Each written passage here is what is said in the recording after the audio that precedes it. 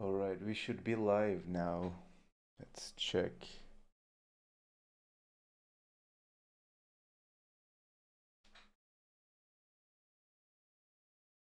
I'm gonna check it on my phone. 1 second.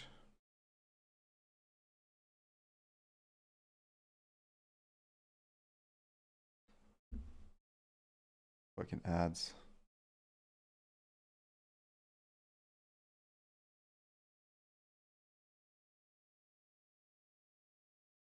Test. Test.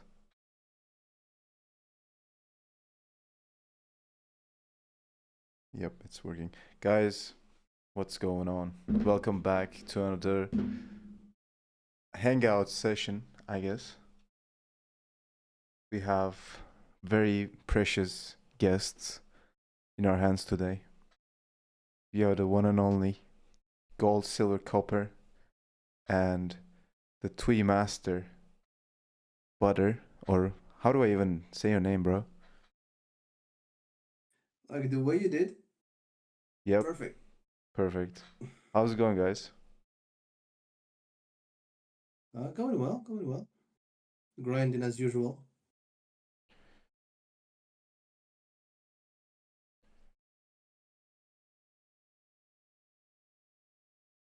By the way, if anybody watching from YouTube wants to join the chat, it's just a Discord. We're on Discord, so you can just come and chat with us. I'm gonna send a link to chat just in case. Okay, there we go. Guys, what are you grinding on? Just let me get the reports, grind reports. Let's go. I'll start, I guess. I'm trying to implement like Minecraft models and animations in Bevy and see what I can do with that. It's a bit simple game dev stuff, but I don't know, might be able to make something interesting out of it.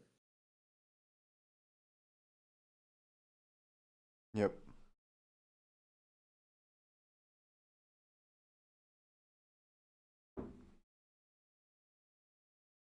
Welcome, Rob. Hello, hello. Yo, what up? We in the Grindhouse hangout session, I guess. Nice. Yeah, we are live. Let's see how many people join. No Mm-hmm. idea. Yeah. So, Butter, what are you working on? Are you like, I know like more or less what you're doing, but are you actively working on any Twee stuff or anything else? The new stuff, not yet. But I have some ideas actually that I'm gonna implement soon. I don't know. I don't know yet when I'm gonna start. But these days I try just like to do some maintenance about the tools that I have already like in my GitHub profile, like Bluetooth for the Bluetooth, Impala for Wi-Fi, and Oryx. Mm-hmm. That's the three main the one I'm focusing on these days. But just like the maintenance is like is not easy actually. Once you have a lot of like stuff to fix and you're the only one, not easy. But hopefully, like I think I'll just give it some time for the maintenance, and then we'll start something fresh. I would say. Yep. I mean, I remember the times when you first released one of your Twee projects, and and over time you got how many Twee projects now? Like three, four, and now it's like Yeah. it gets really difficult to keep track on those things. I really feel you, man. Yeah, got it. Yeah, well, I think we're on the same thing. Like, Yeah. maintaining tools are not easy. It's like, I mean, people some might think I'm a legit. This is like tools, is like toys. Um, but yeah. Yeah. Today I was live streaming and I don't know. I randomly started talking about why are we not getting paid to do open source and stuff like that. And I was just dreaming of a life where you just do whatever you want in open source and just get paid and survive. And that really felt like a dream. But maybe we'll one day that will come true. I don't really know, man. But I think I don't know what gold, silver, copper is doing these days. Like I don't know if you work in a company or not, but Rob is definitely doing more traditional startup stuff, right? I don't know what your company is, Rob, but you can probably explain it better than me if you want to explain. I don't know. I'm just curious. I'm just curious.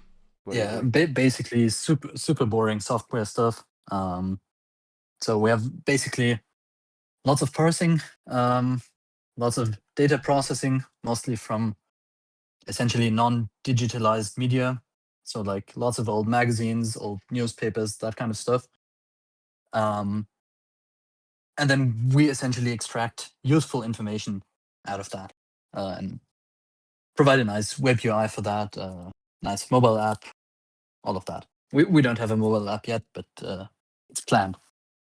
Yeah. So really nothing special, kind of boring stuff, boring stack as well. Basically Python and TypeScript with a tiny bit of Rust. We plan on using more Rust, but at the moment we basically need Python because we can very quickly iterate over kind of approaches to certain problems, and we can just get a lot of code out super quickly. And then whenever we kind of know what we want exactly, we can slowly replace it function by function in Rust, more or less. Yeah, so super boring stuff, but I guess it hopefully will pay the bills. Yeah. How do you even find people that will pay for this? I mean, not only customers, but like, investors. How do you even find those people? I mean, in this case, it's not super hard because we have a pretty clear path on how we can make money from that data. Since essentially no one else has that data, and probably also no one else will be able to get it. Um, yeah, so if you have a clear path on how to make money, we have a pretty good founders team, I would say. And then obviously, like existing network is basically the biggest factor by far. Kind of just people you already know that might be interested in investing. And then I guess fairs are also a big thing, like startup events, that kind of stuff. But we didn't do those yet. Yeah, I don't know. Before this, did you like how did you expand your network before even like venturing into this Mm. project? Like to be honest, I just got quite lucky. So I was like working as a developer uh, at basically this kind of software startup. I get in super early, and then that kind of pulled me up with the rest of the company. That startup grew quite a bit during the time I was there, and I just kind of got promoted with that as well.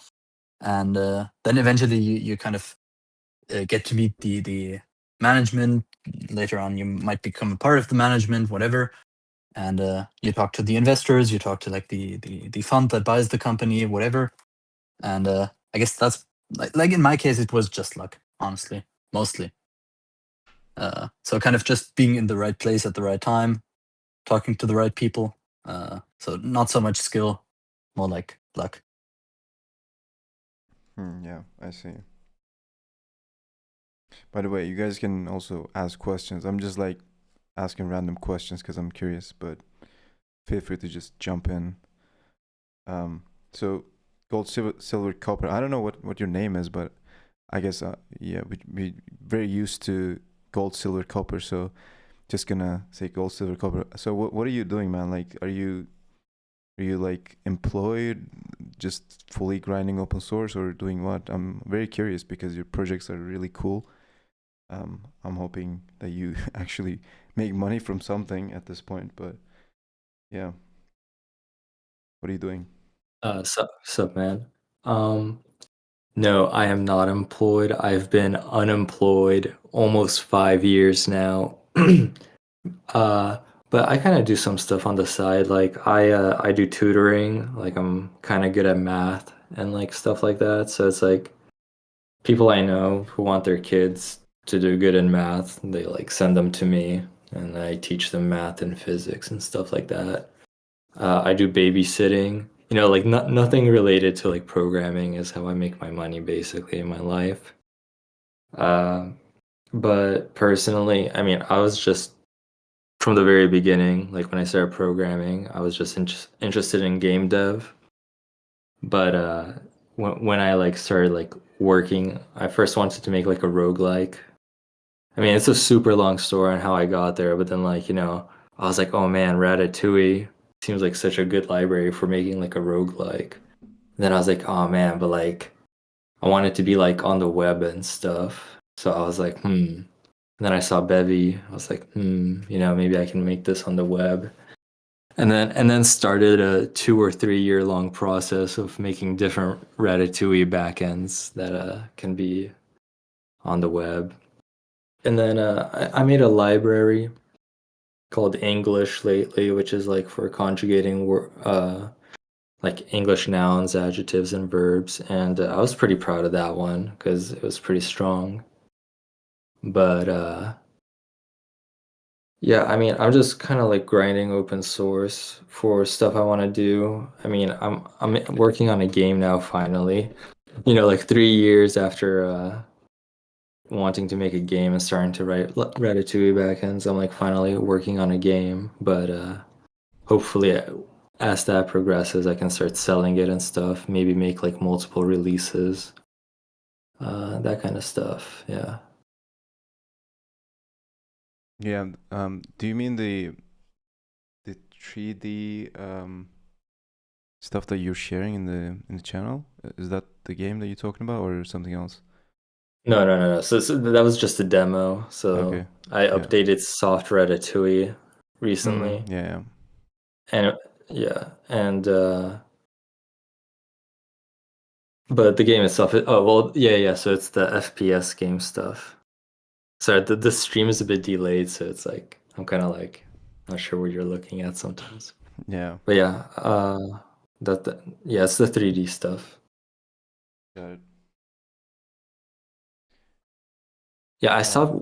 I remember you connected me to Roland, right? Because I was working on a text game at first, but I moved away from making a text game. But it was pretty cool to talk to Roland and stuff. He's pretty knowledgeable. Yeah, the Charade Ratatouille game, you mean? Right? Yeah. Yeah. Yeah, that's a pretty cool one. There are like surprisingly more game developers in this server than I was expecting to see, to be honest.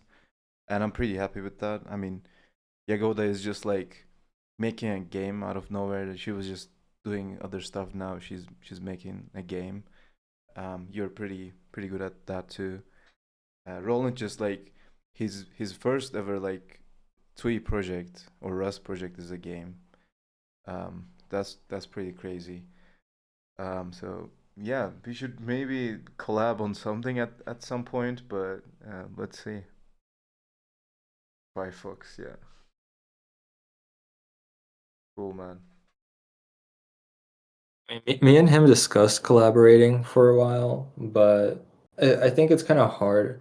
I was kind of thinking about this. Like, it's kind of hard to start collaborating with people because it's like, especially like an open source, like everyone is super like dedicated to exactly what they want to do. And since you're working for free, it's kind of like there's very little incentive to like, just get together and like work on something else someone's doing.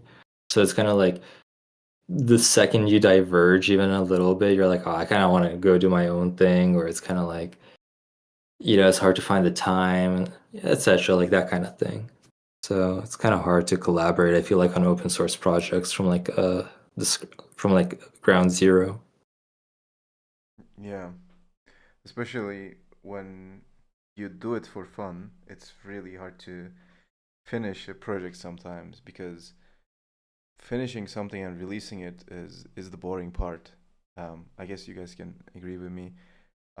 Because you're writing the code, you're seeing the results, you're having fun, and then at some point you need to polish everything, write the docs, um, write tests. I mean, of course, you didn't write any tests, and then you gotta just release it at some point. That's very boring. So, um, I, I'm curious, like how you guys do that. How do you guys even like how do you get in the right mindset to release a project?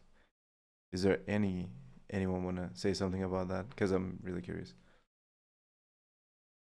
Whether Yeah, so from my little experience, actually, I try usually like to build stuff for myself, and I usually like release once I have something that like kind of like solve my problem. Then I really don't care about the aesthetics or like is it really finished or some roadmap. Once I get something that can work and solves my problem, that's when I release it. For me, the hardest part it's like after I release. If I get lucky enough that I have built something that other people use, um, the hardest part is that like when people are asking for things that like I really don't have a need to, but I don't want to be like rude, so I say yes, let's implement that. And sometimes it diverge. Sometimes it's like not even stuff that I want to, but sometimes it's hard to say no. And um,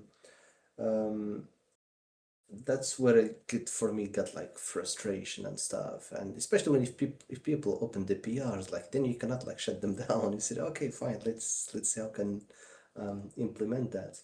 um yeah, so for me like it's after the release that like it gets a little bit hard to continue with the project, because then like it's for the other people, not for me anymore. So yeah, but for me like just to build and release something, that's for me like yeah, I get motivation because I still didn't solve my problem, so I have always the energy and motivation to finish it. hmm Finish it, you know what I mean, actually. yeah. Yeah, that's my take, I would say. I don't know. I find releasing stuff hard as well. Like I will just start 20 new projects and kind of just for the fun of doing a new project. Because like whenever you're doing greenfield projects, it's super fun. You can basically do whatever. I find like the prototyping and kind of just playing around stage to be the most fun, honestly. And then whenever kind of that phase is done and it's more about kind of ironing out the last bugs, getting everything nice and cleaned up, documenting stuff, I just don't find that super interesting. So, like at work, you kind of have to do it. You have to release. So there, I basically just force myself to release early and often to get feedback, and then kind of that feedback from people using the software that kind of motivates me. Um, and it's also, I guess, avoiding blame. Like I don't want to get blamed for putting out bad software, so I put out software, and then people can complain, and I have to fix it, so I don't look like an idiot, more or less. And then for my hobby projects, it's just whatever, right? Like I think it's something most people probably struggle with. Like getting the first 90% is fun, and then kind of the last 10% of cleaning things up and making it look nice and whatever. I don't know. It's just not my vibe. So like at work, I try to do kind of the creative stuff, prototyping, finding new ideas, maybe figuring out a new approach to whatever, and then I try to hand it off whenever I can. Yeah, I tend to agree with Rob, actually. For me, just to make it clear, I was talking about my toy project, my toys. I had because I have no deadlines. I have nothing like to. It's for myself most of the time.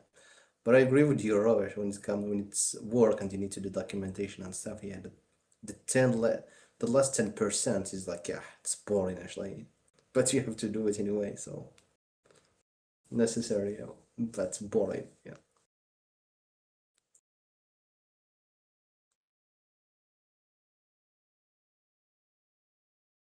Yeah, I mean, that's the case for me as well. It's really difficult sometimes. Do you guys write tests at all? Oh, I probably have the stupidest take on that on the entire Discord. Like, I always get into fights at like conferences and whatever. So actually, like that old software company, they kind of had a big influence on me. So I joined when I was quite young, and then more or less just worked my way up there. And they had some crazy people in there. So we had a culture of basically not writing tests at all, and only kind of doing it for very complex stuff that like even super experienced people wouldn't understand when first reading the code. And I kind of just stuck to that. With one of my current hobby projects, I'm actually doing it basically the other way around. So, as some of you might know, I'm working on a Python compiler in Rust. So, essentially, statically compiling Python into native binaries. And for that, I really don't feel confident enough in my compiler knowledge to one shot it, basically. So, I just spam tests everywhere and then kind of just have everything failing. And then I try to make them work one by one, kind of adding things here and there. That seems to work somewhat well so far. But at work, I tend not to write tests for at least like the basic stuff. So like anything I'm confident in implementing on the first try, I wouldn't write a test for. But probably like it might be a stupid take, but in my opinion, if you can't think of the edge case while implementing it, you probably also won't think of the edge case while writing the test. And yeah, so like I see it mostly as a waste of time. Asserting like the basic cases, I don't see the point. Mm-hmm. Yep. For me, like when I was working on the soft Ratatouille library, it's kind of like almost impossible to write tests because it's like I'm writing like a like pixel rasterizer and it's like I don't even know what I would test it against because I don't even know what the image is supposed to look like.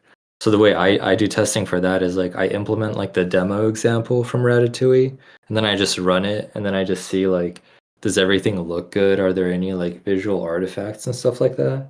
But other than that, I feel like it's almost impossible to write tests for it.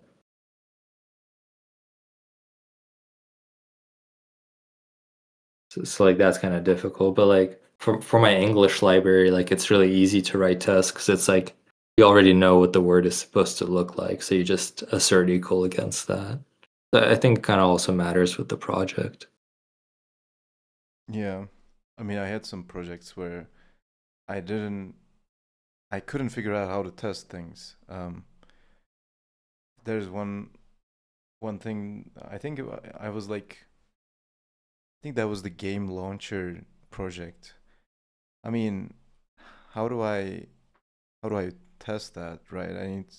I need to I need integration tests, and doing that is not that simple. So I was just lazy. So yeah, there are no tests, but there are some projects where I think like, hey, it would be nice to test this, but how, you know? And you need like an additional framework on top of everything that will just run the tests and check the behavior and so on. So I have this project called Rusty Paste. This is like an upload server.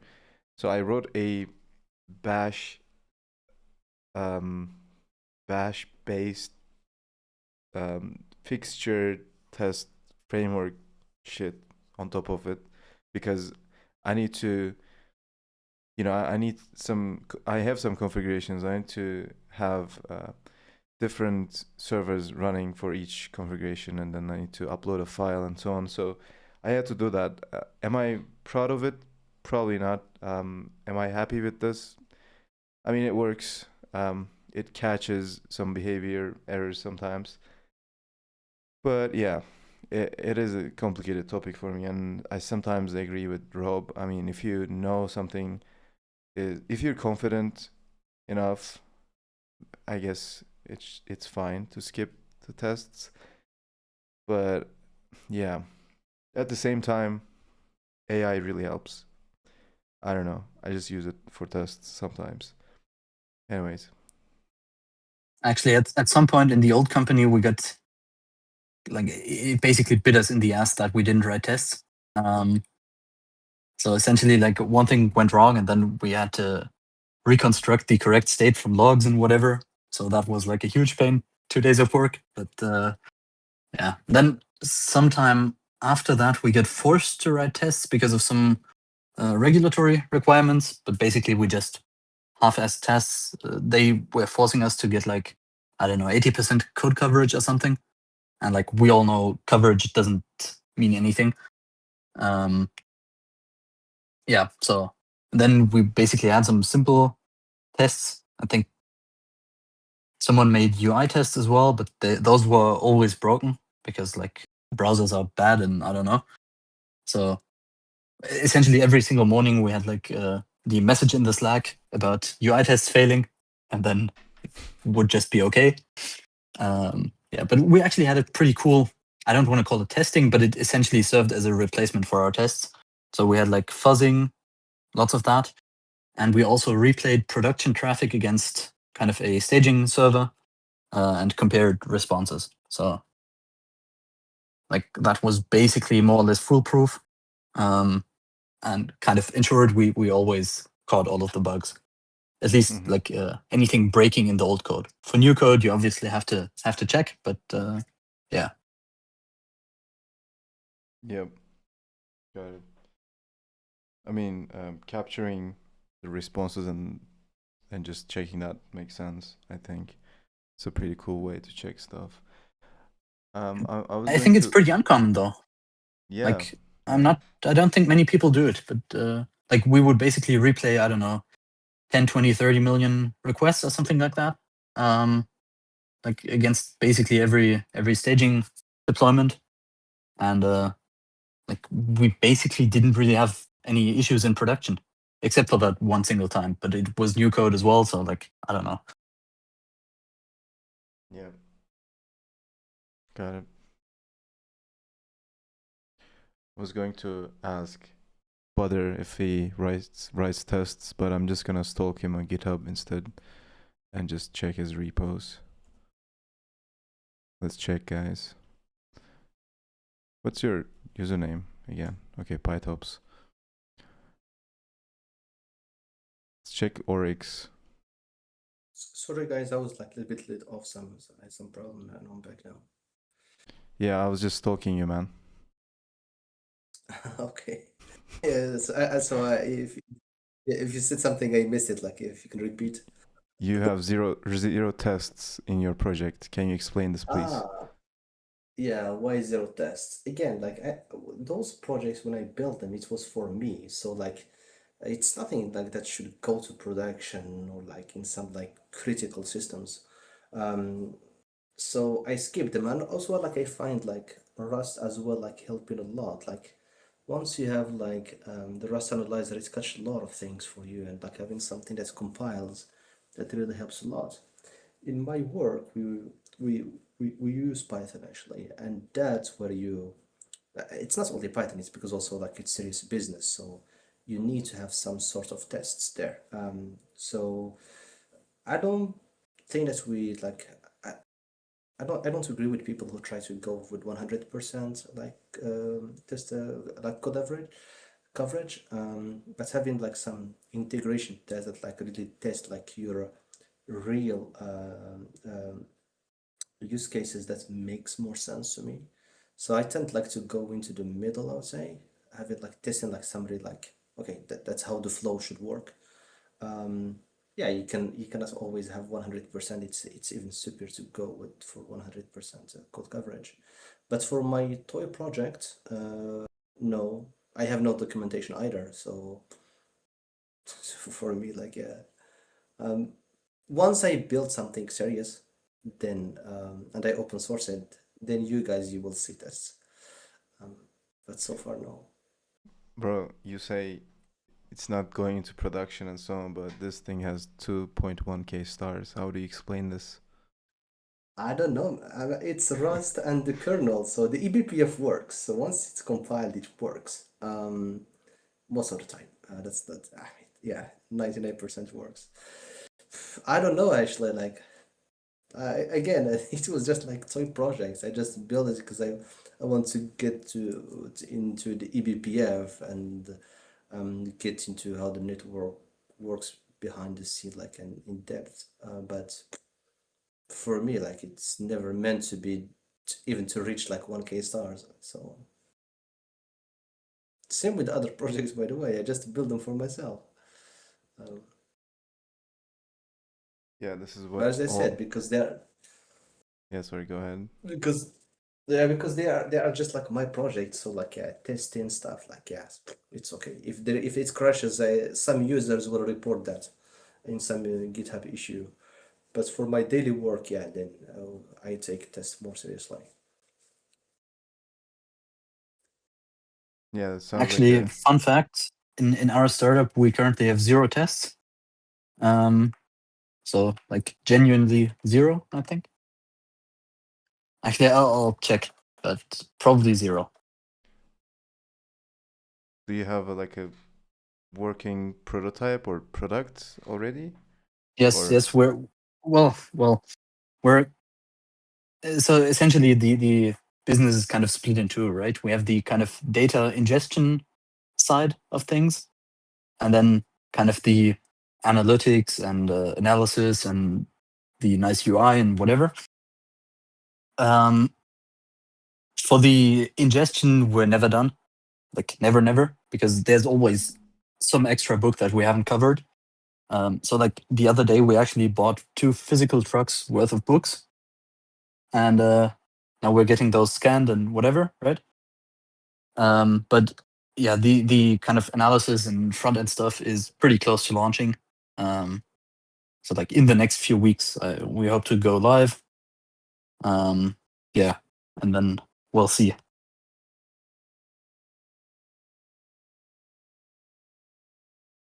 is it like stressful?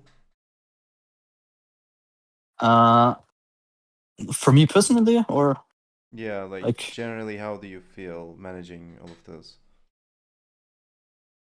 uh, to be honest, it's not stressful, but also my brain is kind of broken. So I actually don't really feel stressed at all. So like I don't really know the feeling of being stressed. So like even in college with exams, it just didn't really matter to me. Like with this, I'm kind of excited because like we're gonna get user feedback, and I think it's a cool product, and I believe people will like it. But yeah, I don't feel like anxious or whatever, which is quite uncommon, I think. Yeah. Yeah, I was going to ask, how do you guys deal with stress or anxiety or anything like that? Just curious. Somebody dropped off. Oh, butter is gone. Yeah. Actually, I'm counting the source code lines right now. Oh, he's back. He's back. Mm-hmm. So in the front end, we have about like 70, 80,000 lines of code, 0 tests. And on the backend side, we have, I don't know, 20, 30K maybe. Also, no tests there. I have Yeah, so we don't do testing. yeah, I have no idea about the scale of that because it's probably not Rust, and yeah, I don't know if that's like a big code base or a small Oh, code base. it's like, I would say it's like not super tiny, like kind of more than your average hobby project, but it's also not big by any means. Mm-hmm. Okay.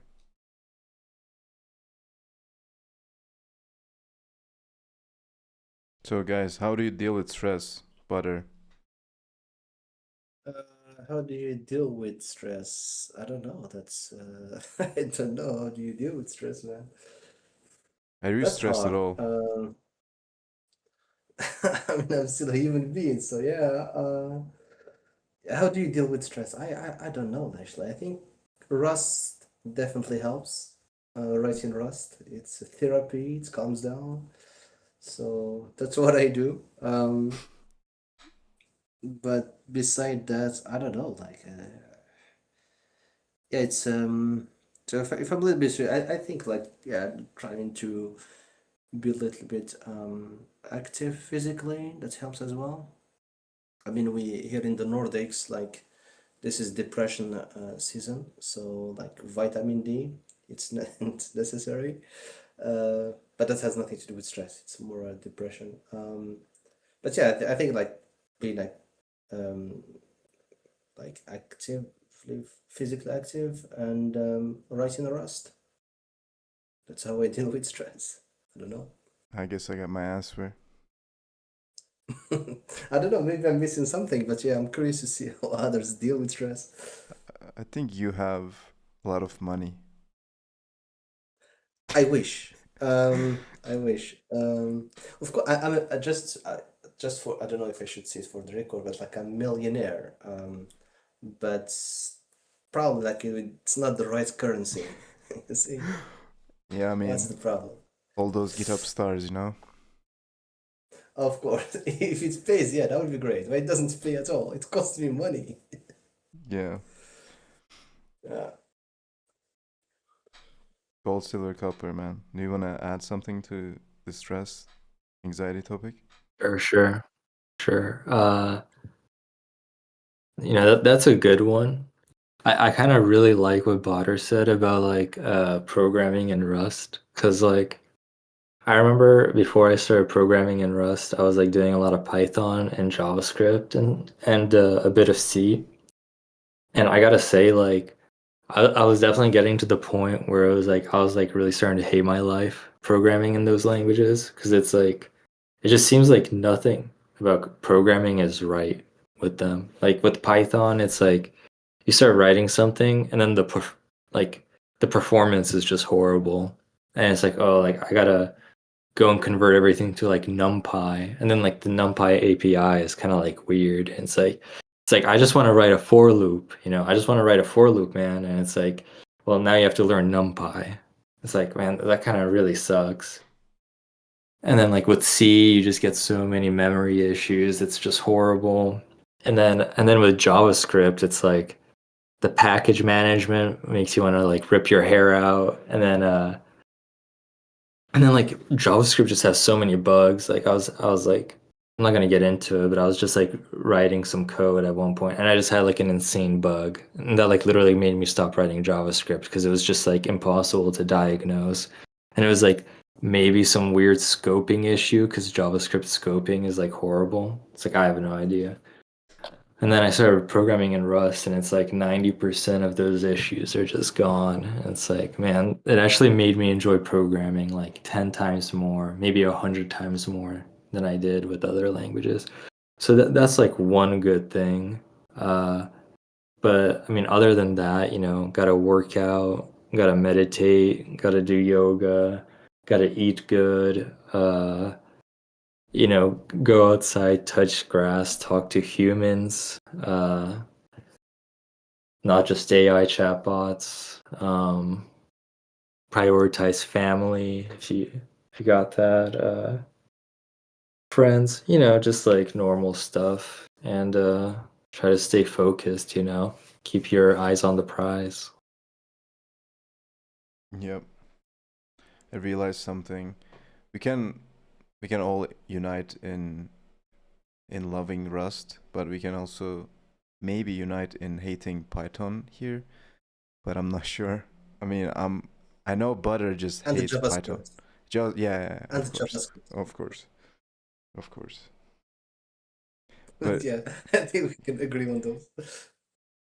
yeah, you also write Python for your job, right? Yeah. I mean, the thing like with Python actually is that like maybe maybe it's never meant to be like really large code base. Then because like you have a lot of problems with that. I get the fact that like yeah, it's easy to get like developers in Python and it's easy also to iterate with it. Those points I get them.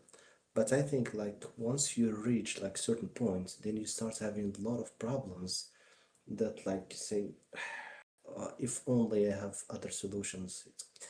You start first, for example, realizing that like that's your resources bills if you're using the cloud, that the cloud bill is like a huge like see, like, okay, this is just like simple API. Why do I need like a couple of gigabytes of memory and like CPU and stuff? And how is that even? What's the point of that? And then I'm not even talking about like a lot of like runtime exceptions. Then you need to have other tools to catch that and say, okay, oh shit, I forgot to that one. I forgot to deal with that one. And then you need to have, that's where also testing like also is kind of like necessary in Python, because there's a lot of like there's no types. So to be able like some functions like might return like some string or integers, but like the function doesn't return anything. The type in there just like for documentation. So if you mess up the type, then like some people think, oh, this one is returning this type. It doesn't return anything. So you need to test everything there. Yeah, you have MyPy, but then good luck with MyPy as well. Sometimes it creates more problem than it solves. So yeah, so all those things like once you have like a big project, it's like it then it become really painful. I never coded in JavaScript, fortunately, and I'm not planning to do so in the future. So at least I spare myself a lot of stress with that. So yeah, but I think people who work with JavaScript, like I never met anyone who worked with JavaScript. It's like, hey, it's a great language. I love it. None. Never met them. So maybe they exist, but I never met them actually. So yeah, I think to get back to the initial point, yeah, I think we can agree that like certain languages should be probably archived, or at least not taken seriously when you have real like large code base. At least this is my take. I might be wrong, and that's completely fine. I think there definitely is a space for Python. Um, so like we picked Python as the main language in my current startup as well. Um, and I think like essentially the speed trade-off is completely worth it when you're iterating quickly and kind of still looking for what you want to build. So we don't have any like fixed design documents. We don't have full specs, huge PDFs, whatever. Um, I think it's definitely worth it in the beginning, especially. So like moving fast is kind of worth the extra cost of like having slow code and having type issues. Um, I think with type hints, it's kind of okay. Like you can't trust them because they're not enforced, but whatever. I think like having full type hints everywhere probably saves like at least 80% of your issues there. And kind of for everything else, you just have to wing it and see how it goes. So, but I think the trade-off can be worth it for some companies. Probably not if you're like a super large company that knows exactly what they want to build and whatever. But especially in like younger companies, startups, kind of companies that still move very quickly, I think Python can make a lot of sense in like those kind of environments.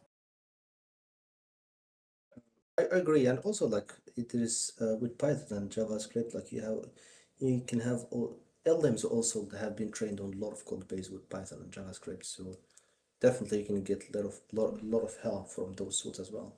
But I agree with you, like I think for some companies, for some use cases, it makes sense.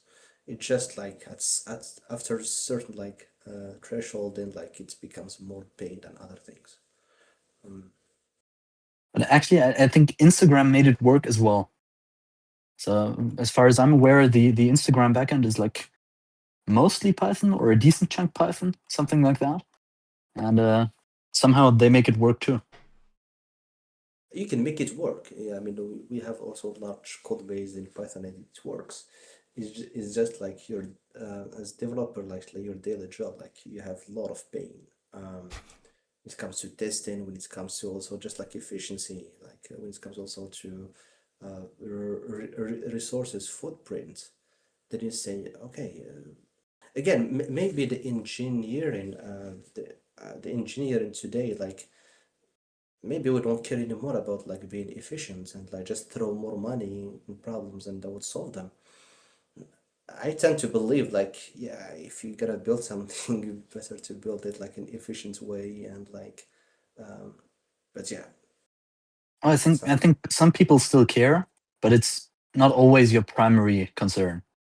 So probably yeah. like, but actually, like that's also the reason why I started writing my Python compiler, because I hate how slow Python is, especially for like simple things. Even just a for loop is crazy slow. So yeah, maybe we can fix that someday. Yeah, I don't know. I'm a little bit skeptical about the future when I see the trend, how things are going. But yeah. Is that I have kind of a. yeah, go ahead. You go ahead, Orhun. No, Oh, no. okay. Yep. Okay. I have kind of like a soft spot for Python because it's like one of the first languages like I really used a lot. And I mean, made some cool stuff on it. I think the biggest good thing about Python is like there's it has like such a big history and such like a wide history that like if you were ever looking for any library to do anything in the world, it's probably in Python. So it's like I feel like that's like the iteration part. Like for me personally, like if I had to write something from scratch, like I would write it faster in Rust than Python.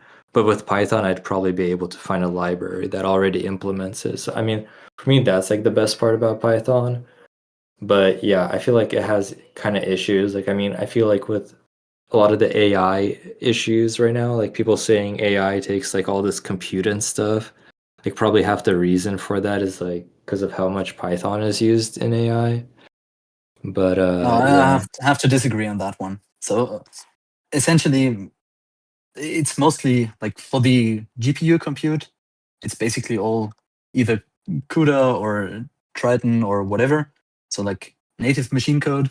You essentially only write the recipe in Python and that gets compiled down to machine code. So like you can bet if OpenAI can save 2% on compute, they will do that.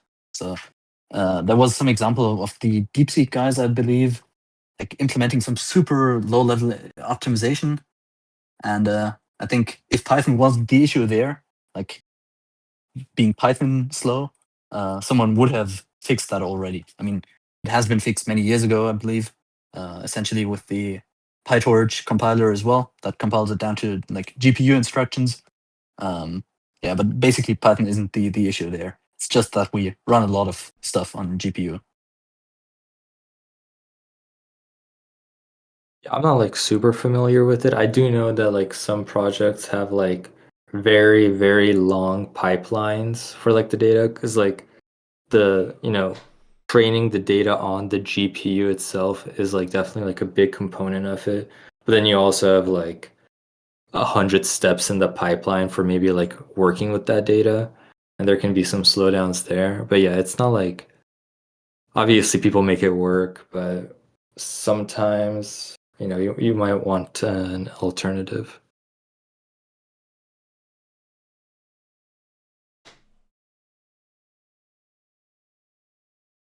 Is that Python compiler going to be open source, Rob? Yes. If I eventually get around to having like a usable kind of state, then yes, definitely. So Yeah. it originally started out like in the old company as a because we had some Python code for essentially it was a big C# Java kind of shop.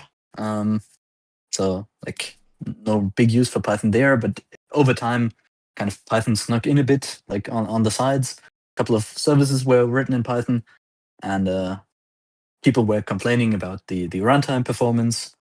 Because if you compare Python and Java, for example, we in Rustland, of course, think that Java is like hilariously slow and it's all crazy and the JVM people are all stupid.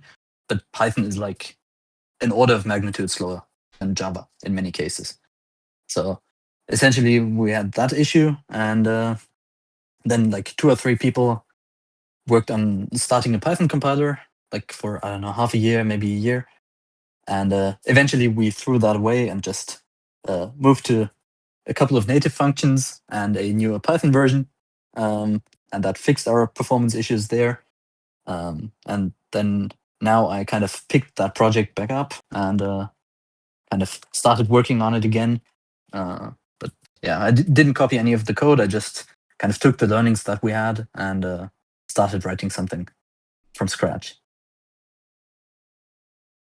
Yeah, I was going to ask that because, licenses and stuff, I'm kind of dealing with that in the Arch Linux ecosystem these days. And some people seem to complain about the relicensing of rewrites in Rust as well. I don't know if you guys seen the blog post, but there was recently The utils thing, or yeah, exactly, yeah. So some people are just like complaining, you just take the old stuff, the legacy stuff, and rewrite it and just like relicense it as MIT and Apache too. So yeah, but you seem to have a complete new thing, so that should be fine, I guess. yeah, I started writing from scratch. The old one also wasn't written in Rust. Yeah, so no license issues there. I haven't Mhm. decided what license to put it as yet, but I guess we'll see. Yeah, I'm also curious about that too. Like, which license do you guys usually prefer? Because we have like, I guess, different open source backgrounds and different, kind of different projects. I'm guessing Butter will say like GPL, and Gold, Silver, Copper will say like MIT. This is just a guess, but let's see. Yes, sir. I think you're right, actually. I'm a big fan of a GPL, and the reason is very simple. Like, here's the code. You take it. If you do some improvements, I want to get back the improvements so everyone can enjoy them. The only issue that like I just realized that recently is like I take it a little bit too far in a way that like even the libraries I build, I put them at like in the LGPL. And that's a problem actually because that would force anyone who is using that library to release their binaries or any project in GPL compatible. Maybe they don't want to do that. So my at least to this date, I for the binaries, I always go with the GPL v3. Um, and for the libraries, I had just to switch one recently, like to MIT, because other people it seemed that like libraries like this is like the most like popular one. A lot of people want to use. So yeah, so from now for libraries, I'll go with MIT and the binaries GPL v3. I wish everything can be GPL, man, but like yeah, it's unfortunate.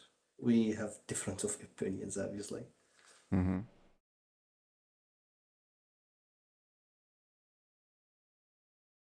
I used to really like GPL. Like when I first started programming, I was really big into GPL because of like Linux and the Free Software Foundation and all that good stuff. But I think like as time went on, I kind of like saw like some of the issues with the GPL. Like big companies will just steal your code anyway, and then like the GPL like lawyers, they haven't really like been able to achieve that much overall.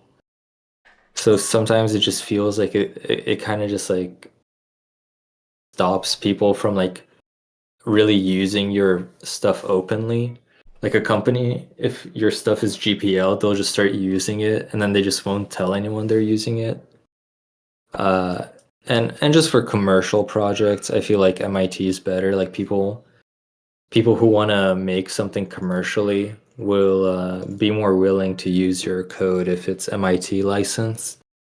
And I feel like that's a big thing for, if you want your project to get adoption, you want those like commercial users to have a chance to actually use it and not be scared away by GPL.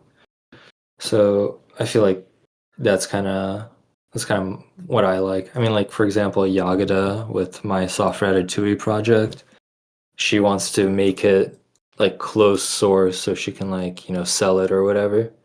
And I know for a fact that she's made like some like changes to the library, or like she's like built on top of it a little bit, like she's added some extra functions. I don't know how the licensing for that works, but that would be like hard to do if it was GPL. Like she wouldn't really be able to do that, but under MIT she can. So that's a bonus to me. Yeah.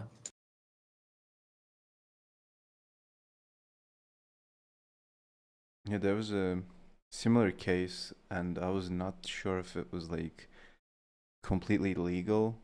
So someone built a game using Ratatouille, and they like published it basically, and it's on. I don't know.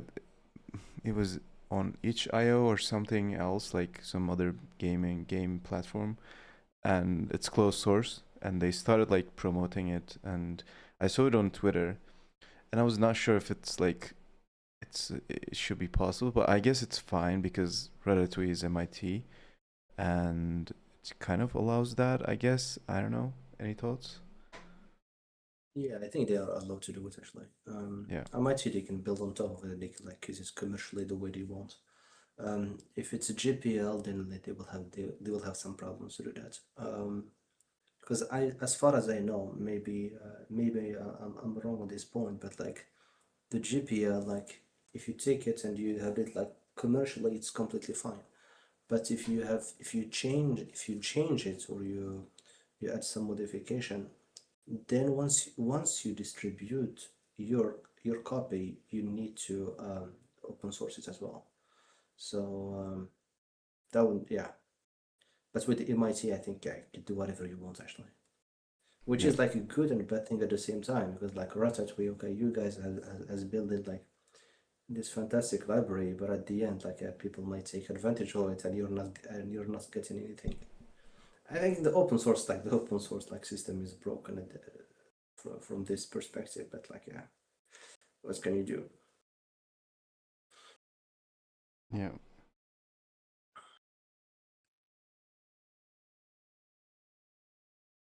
Yeah, like one of the things about like the BSD license, which is like really similar to the MIT license, is like you get situations like a company like Apple, where like their whole operating system is basically a fork of like FreeBSD or OpenBSD or something like that.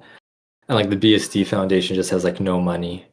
And then I think Apple gives them like $10 every year. I think it's like something like that. So it's just like it's kind of insane when you look at it like that. It just kind of leaves a bad taste in your mouth. But yeah. Just $10. What? Yeah, literally, it's like it almost seems like an insult or something. It's like, hey, we stole your whole operating system and we make like a $10 billion every day. Here's $10, bro. Wow. I just don't know what to say. I think even recently, like the creator of Curl project, he has done some conferences recently, and like, I mean, curl is everywhere, in cars, in like even in Mars. Actually, I think one of the spacecraft they sent to Mars, like they had like curl in it actually. So, but the guy is just like, yeah, he's just alone, and he's like, money wise, like he's not getting that much. And you say, oh come on, how is this possible? Like a tool that like billions of devices are using daily, but like no one care about sponsoring it. I think even there was, he shared even one screenshot, like some of Apple users like raised an issue to Apple about some technical problems, and Apple support told them, yeah, reach out to the curl guy. So yeah, and when you see those examples, it's I don't know how even the open source ecosystem is still working today, honestly. Yeah, it feels like it's only street credit but no money. Yeah, maybe that's why GitHub actually invented the stars. At least you feel good about something. Doesn't pay anything, but at least you have more, you have a lot of stars. So yeah.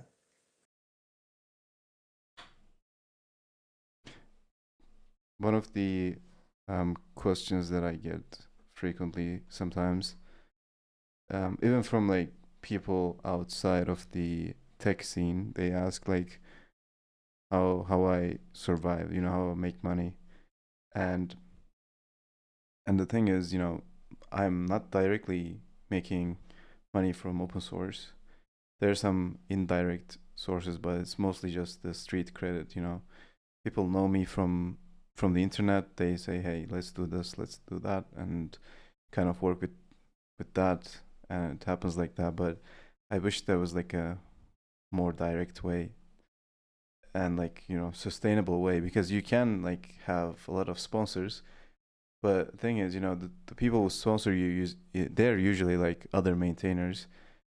Here and there you get like big sponsors like startups and so on, but I mean, I'll send like $5 to Butter, and he'll send me $5 back, and we just make zero revenue, just lose money because of tax. So, you know, it is what it is, though.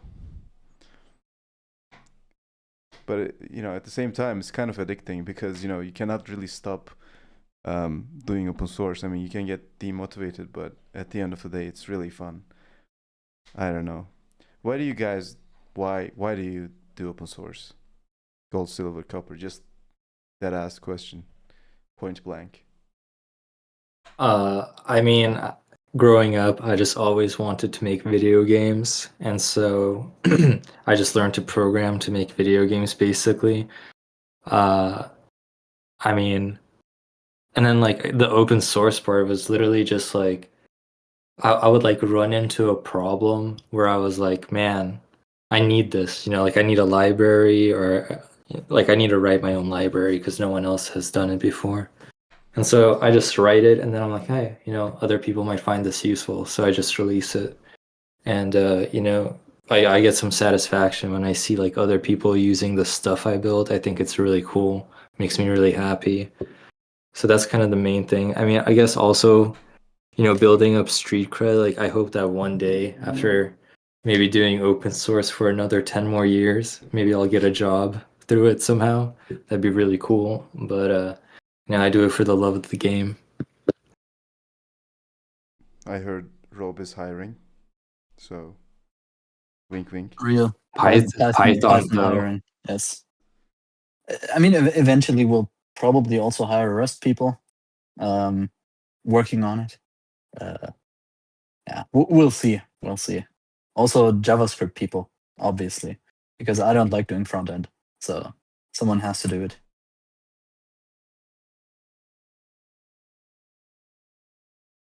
Yeah, I guess here. like after I've done so much like Python and JavaScript, it's like I almost never want to touch it again. I mean, like I'm not that much of a hater on it, but it's like, I mean, maybe if it's like remote only. I mean, I don't know. It's kind of like, I mean, I have a kind of weird situation in life where it's like I have to like babysit my like baby brother like half the time. So it's like if I'm looking for a job, it basically has to be remote only. So it's like it's kind of rough. Where are you based, by the way?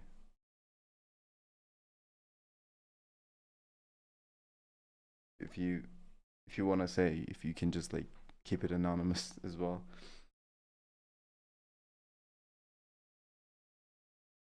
Say what again? Where are you based? California. Okay. I get food stamps from the government, from our socialist government. I get food stamps, and I turn it into alcohol. I buy yeast, I buy sugar, and then I make moonshine.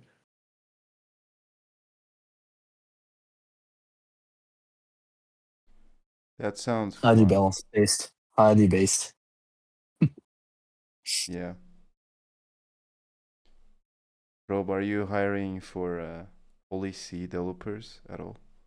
Yes, always. Always. If you know Holy C, you're welcome. I know a little bit. I learned it from you, but I don't know if that counts. Maybe if you can add TCP support to Temple OS, then maybe we can talk. Okay. Give me some time then. I'll get back to you.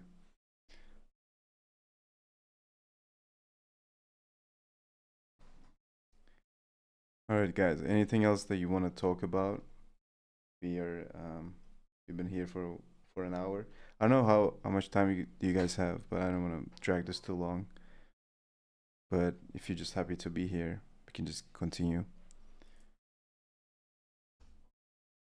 We have some stuff. People are talking in the chat, by the way, on YouTube. Shingo says, "I'm curious about what's going on with Mojo." What the hell was Mojo? I heard something like that in the past. Like a new programming language, basically. Like a cool team behind it, Chris Latner. Basically, I think they're a superset of Python, or like a slight modification, but most of Python runs normally. And they aim for like native performance as well. So like actually kind of what I'm trying to build as well, but I don't like their model, so I don't use their stuff. Yeah, but basically like a fast Python runtime with some extras. And then I don't know at what point in time, but like eventually they kind of moved more towards AI, and kind of like compiling their stuff down to like GPU instructions for parallel processing, that kind of stuff. Which kind of isn't what I wanted to do, but like a super interesting project. The team is great. I mean, the company was literally founded by the guy that made LLVM and Swift. So like he knows languages. He also knows how to like manage big projects, whatever. So like definitely interesting, in my opinion. Not sure if anyone else has tried it. I looked into Mojo for a while because I was kind of curious about it, but last time I checked, it was like really underdeveloped. Like I think I checked like a year ago, and they didn't even support hash maps yet, like dictionaries. So like the development was slow. I don't know how it is right now. And I mean, the AI stuff makes sense because I think the original goal was like kind of like what we were saying earlier. It was to like speed up like AI pipelines without having to rewrite anything. So Mojo is like a drop in for Python, and then your AI pipeline just becomes a lot faster.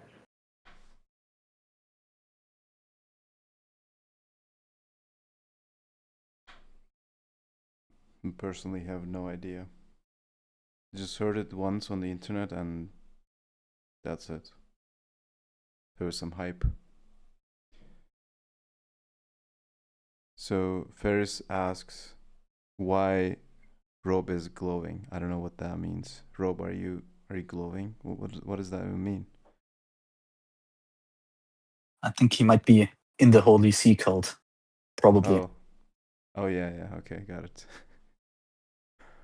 All right. Maybe he That's should dark. just read my profile picture, like maybe open it in Discord and zoom in a bit, and then he will know why I'm glowing. We'll talk about this off stream. Yeah. Yeah, some of Terry's things are not allowed to be repeated. They're too holy. No cap.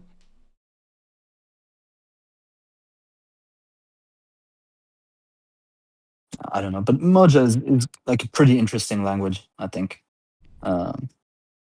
because I believe they aim to support basically all of Python, or like most of Python, kind of. And then like they have some extra stuff on top, basically. So like pretty interesting stuff. I've always found their benchmarks to be quite annoying, like in their marketing material, where they would basically say like we're this many times faster than Python, and then it's like a loop that Python runs on CPU, in the interpreter and they run on GPU, and it's like not even comparable. So I don't know, but might just be the marketing stuff that I saw. So Yeah, like it's difficult with Mojo because it's like it's really easy to support like a tiny subset of Python without doing all the dynamic stuff that Python does. But once you get into that, then it's like, well, now you understand why those for loops are slow. It's because it's like doing like weird, like object type checking for every iteration of the loop. So it's kind of like, how do you even optimize that away? yeah, and if you have to like look up the method resolution order on like every single integer, of course things get slow, like regardless of what you do. So I think you always have to make some sort of trade-off.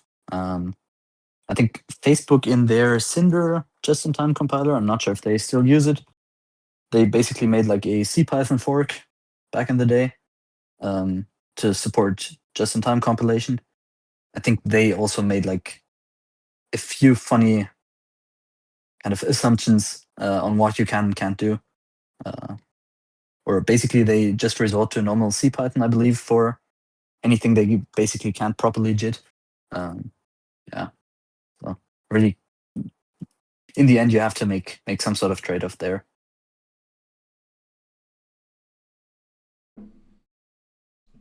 I think I remembered where I heard about Mojo. It was on one of the Fireships videos. But I stopped, like, I don't know if you guys follow him on YouTube. Like, I stopped like watching his videos because at some point it's like too much, man. So many things are changing, and every time you just like fill your brain with a new thing, and it's like it's very hard to catch up at some point. I don't know if like, I feel that way. So especially with AI stuff, like it's just crazy. But yeah, I think that's where I heard about Mojo.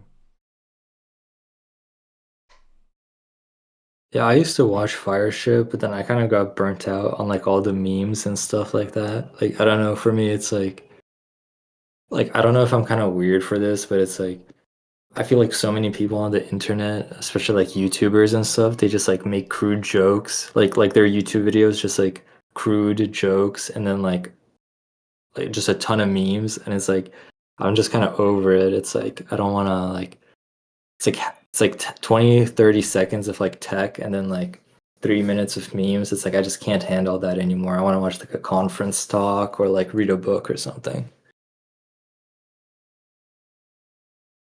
Yeah. Since you just said that, I'm trying to remember the times that I also did that, but hopefully not too many. I might have done that, and maybe I don't know. I'm trying to avoid it as well. There should be a good balance between memes and actual content, I believe. If it's like too much, it's just it's just too much, you know. But yeah.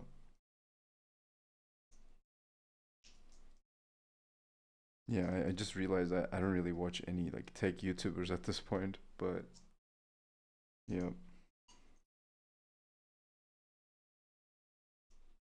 Yeah, I had to break up with the Primogen after he started using Go instead of Rust and hating on Rust. I just couldn't take it anymore. Kind of understand what he's doing actually. Like he's always like changing the content because otherwise it gets too stale. But yeah, I'm wondering what's next. Maybe Zig. No idea. I think you already tried Zig. I'm not sure. I don't watch his stuff either. Actually, I think you guys might know Soding already. Basically, this Russian guy that just like programs for 3 hours and then uploads that. Um, like did some Rust. He's hating on Rust as well, so I don't really follow it as frequently anymore. But he always had some pretty interesting streams, like I don't know, implementing some machine learning stuff in C from scratch, or like basically really kind of building things from the ground up. So like always pretty fun, pretty interesting to watch. Um, yeah.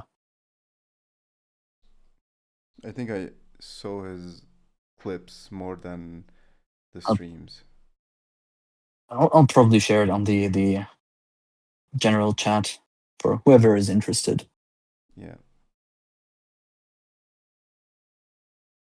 Yeah, I used to watch T-Sodding in the past, but I don't know, I'm just such a Rust truther that I don't watch anything else anymore.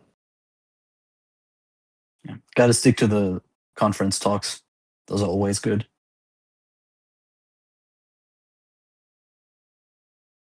Yeah, I feel like such a nerd. Like I'm like the only thing I like watch on YouTube is like conference talks. It's like, bro, like what am I doing with my life?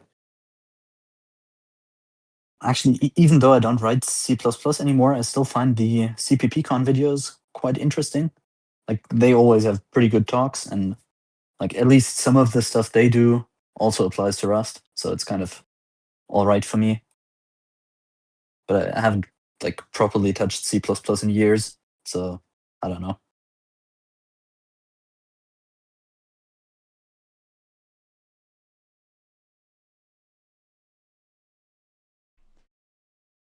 There was one conference talk that I really enjoyed. Wait, I'll try to find it.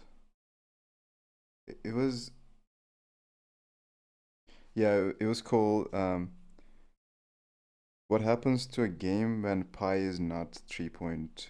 Have you guys seen that one?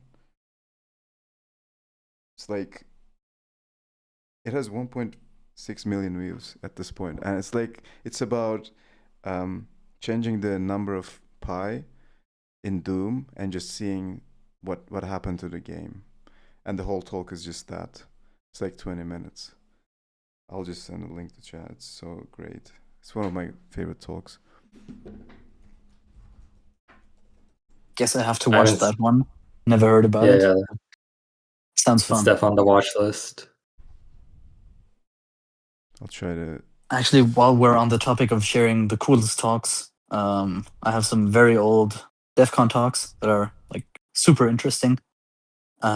Basically, one on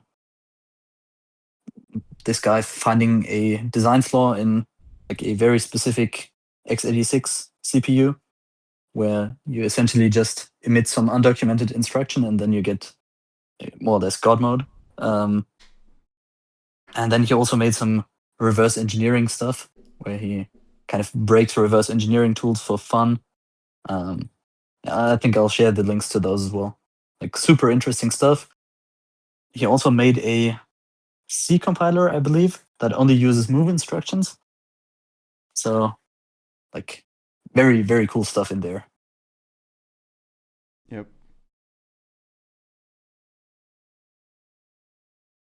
I really like the low level stuff.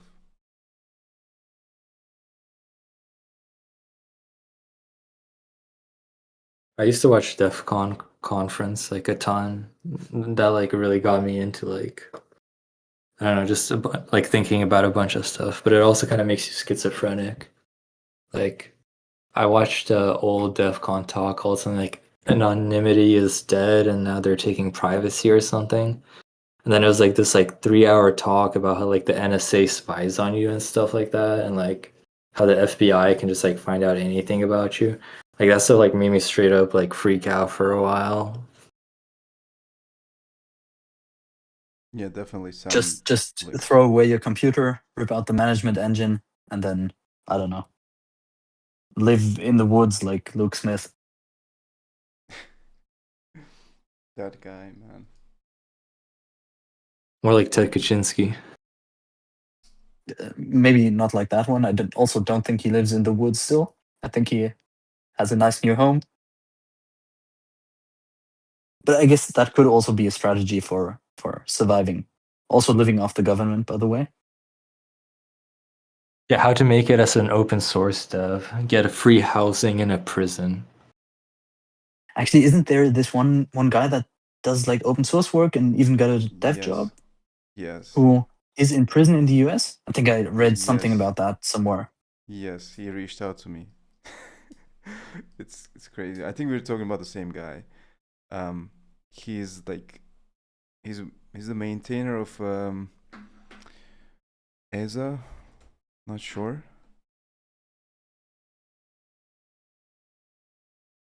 Wait, I'm gonna check real quick. I might be wrong, but do you see the stream, by the way, Rob? Not sure if we. Yes. Yes, now I have it open again. Yes. I was talking about this guy. Yeah, that one. Exactly that one. Oh, he's working at Turso. Exactly. Yeah. That's where I knew him from. And he has a nice blog template. Yeah. Yeah. Crazy. There was one blog about his life or something like that, I guess. About section maybe. It was the first post.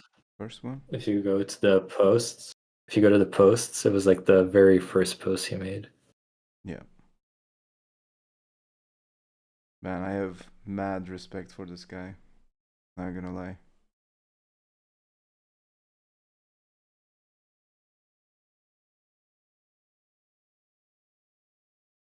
Anyways, what were we talking about again? Get distracted. Cool conference talks and Yeah. living like Ted.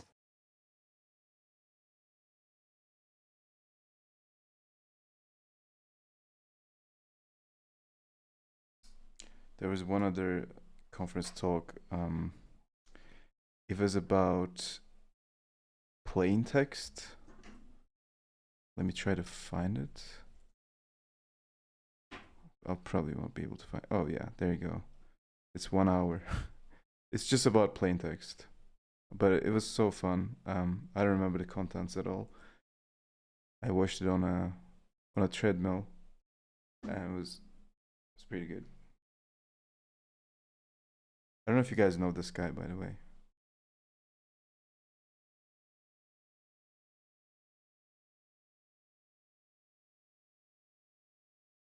He literally. I think has I've watched that talk before. Yeah.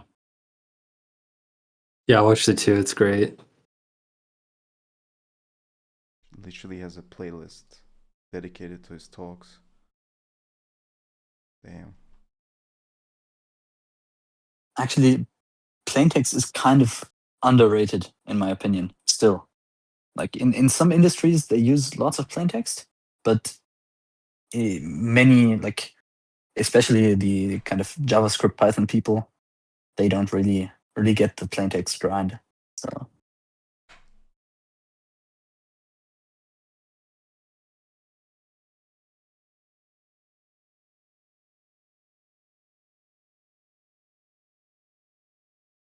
What exactly are we talking about when you say plain text, though? so for example, I know that in the financial industry, at least a couple companies store like their data sets in plain text because it's faster than any database, more or less. Or at least that used to be the case. I'm not sure if they still do it.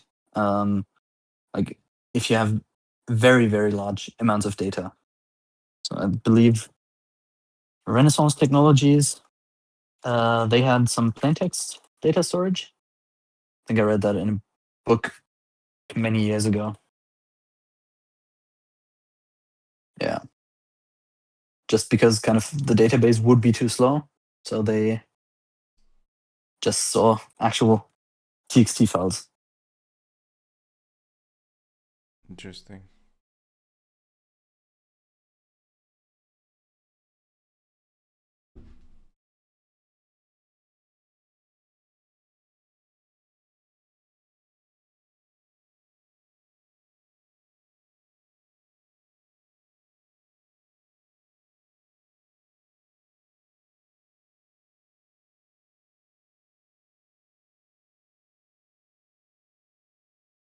Do you guys watch YouTube while you eat? I think I'm probably the #1 YouTube consumer, at least in my city, if not in all of Germany. Like, I basically watch YouTube all day long, like whatever talks I can find, anything, and like always 2.5x speed, something like that. yeah, like I don't know when I last watched TV or kind of movies or any kind of show, whatever. Like I just spam YouTube all day long. So yes, also while I eat. Unless I'm like going out to eat with other people, then of course I don't. But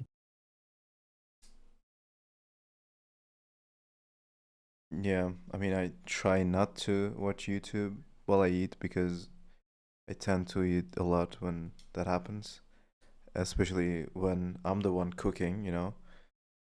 Um, it's really fun. I like that little ritual, but yeah, I just lose control, so just try not to do that. But yeah, do you guys watch like tech stuff all the time, or like any other stuff that you particularly like to watch?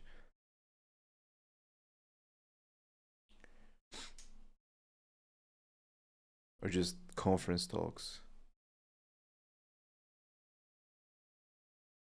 like really more or less anything for me. Um like basically anything I might find interesting.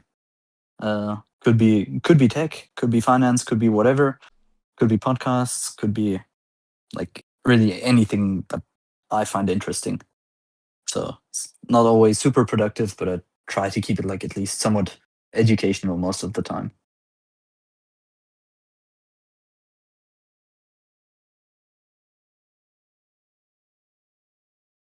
Since I do game dev, I sometimes like just watch videos of other games to like kind of see how they do things or like get some inspiration, stuff like that. Like I have some like modeling videos in my history, music. Yeah.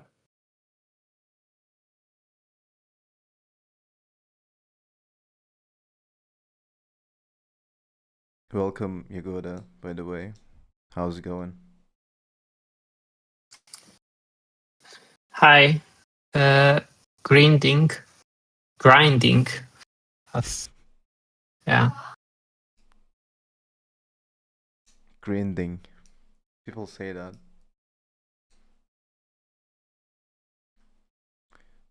What are you grinding? You send a music again to Audio Rats? Nice. I'll give it a listen later.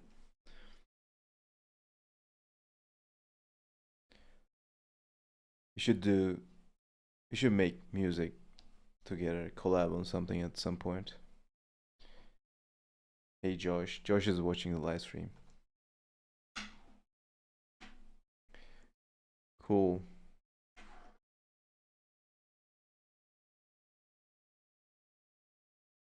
Guys, I'm out of topics.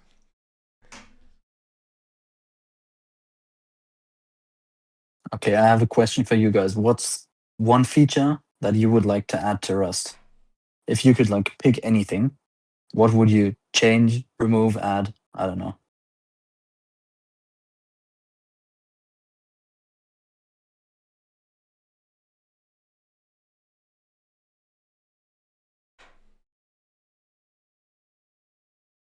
Dependent types. Monoclit says. I don't know what that means. You gotta explain it.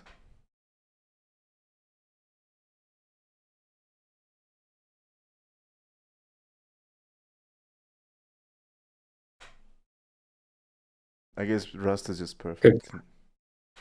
Yeah, Rust is perfect. It's like hard to know. That's what I was about to say. Isn't Rust perfect already, guys?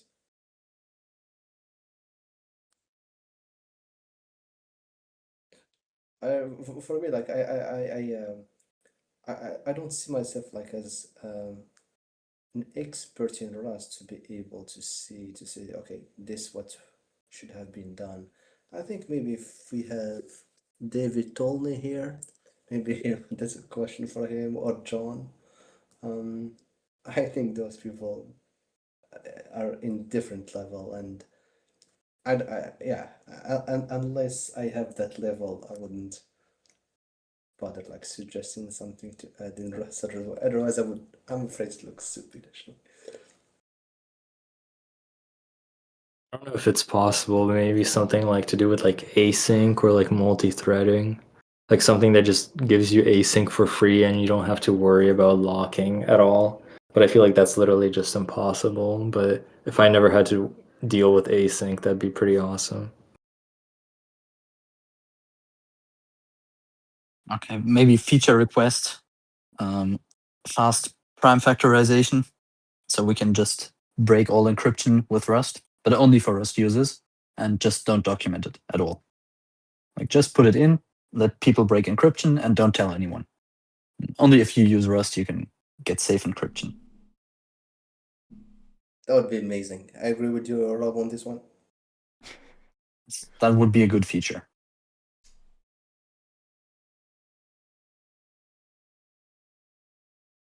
It's an AI model that can just finish every project for me, so I don't have to program ever again, and I can just go and like touch grass all day. OpenAI just needs to give us like free credits, but like an infinite amount. If you use Rust, it just doesn't count in your usage, and then we can just rewrite everything in Rust and enjoy life. Some people will complain about the licenses. Yes, they can complain all day long. Like honestly, I don't get why people do that. Like to me, unless you ship something competitive with like the license that you want, I don't think your opinion matters that much. Might be a stupid take, I don't know, but like if people are just like commenting from the sidelines and they haven't shipped anything, they haven't contributed like significant amounts, I don't think it should matter what they say. Unless they pay for it, in that case, they can complain, of course. But like from what I see, at least with the utils thing, it's like mostly random people that don't use it and have not contributed anything, kind of just complaining for basically no reason. But correct me if I'm wrong there, guys. I just read like half an article about it, and that's about it. And like one comment section, I think. Yeah, it felt like that to me as well. But yeah, we need GPL4, guys. GPL4 when just make everything. Something like if you use this, you gotta pay. That's how you can use it. Can you also make it like grind compliant? If you use it, you have to grind. Yeah, absolutely, absolutely. That would be great. You just have to have the badge as well in your repo or whatever. Oh, someone's asking to increase volume. I am at the max volume. You mean my volume or like the whole thing, Josh? If it's mine, I can increase it, but I cannot increase the whole thing. It's max. Anyways, should be good. What about you have to pay to contribute license?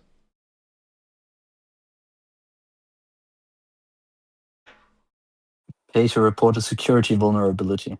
That would be great. Or pay to even look at the code. Maybe. Just pay in general for no reason, actually.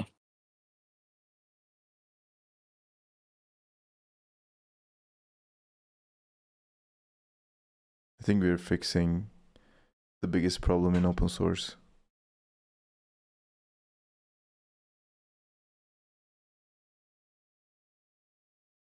Just make it so everyone always has to pay for everything. And then you have basically solved all of the open source problems that might ever come up.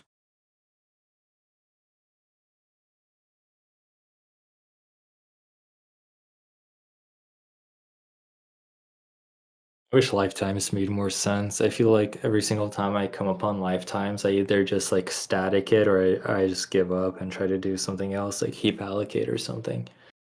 I kind of hate lifetimes.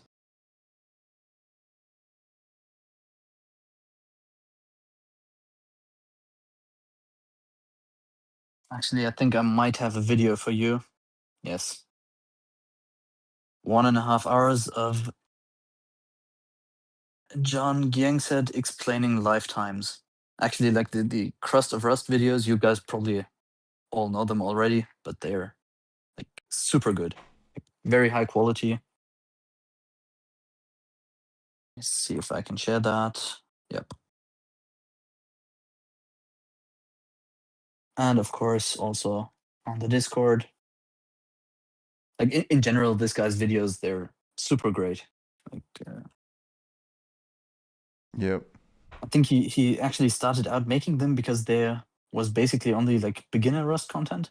Like for, I'm sure you guys know the YouTube channels. I won't even name them, but like the super basic kind of, here's how you install Rust up and whatever, those kind of videos. But there basically was nothing for like more experienced people or whatever. And so he just started making them. Yeah, but like insanely good content. Pretty engaging to watch if you're boring in like conference talks as well. So I guess you guys might like it. Yep.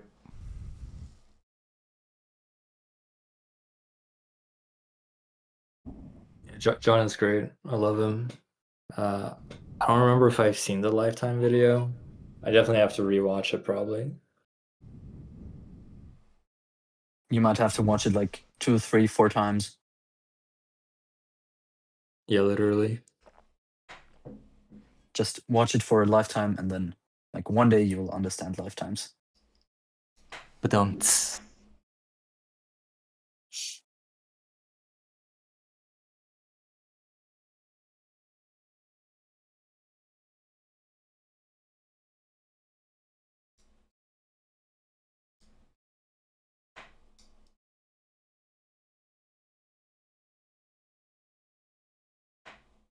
How about if you see this license, you gotta pay license. Doesn't have to be anything. Just like if you come across that thing, you just gotta pay. Like If you come across the license file or anything Yeah. licensed by that file. yeah, anything. Because okay, that makes more sense. Because I never look at license files. I don't know, steal code and whatever. Yeah, like you go to a repo, let's say you use a library, you see that license and you gotta just pay at right on the spot. There's a PayPal, and you gotta just send $5.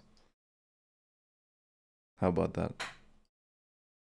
Actually, maybe you can integrate that with the Brave browser. I think they had the weird crypto attention token bullshit thing, right?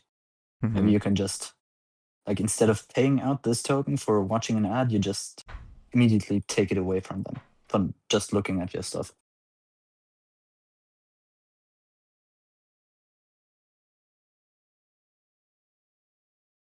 What is this? Bad licenses. Absurd open source licenses, okay.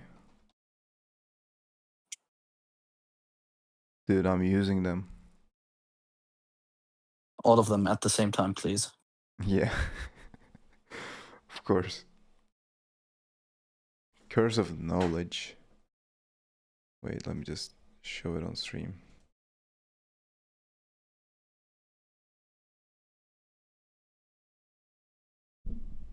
There should be a license to enforce grind compliance. Yeah, I mean, we already have the grind compliant badge, right? yeah, For like your project. yep. So I guess you could just turn the grind lines into the license and then that would work.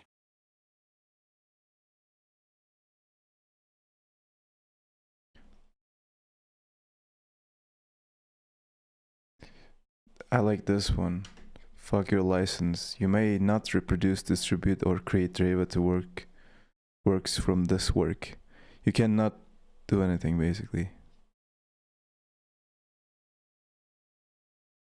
Yeah, that's a nice one. You can't download it either. You are not allowed, period. I love that. Evil license. This is a rabbit hole. Oh my god, what the fuck? Brainwashing. Ponzi schemes and destruction of Earth itself.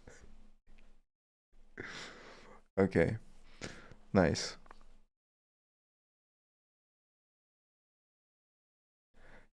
You might like sneak this into your MIT license text and nobody will realize it because nobody reads the license files.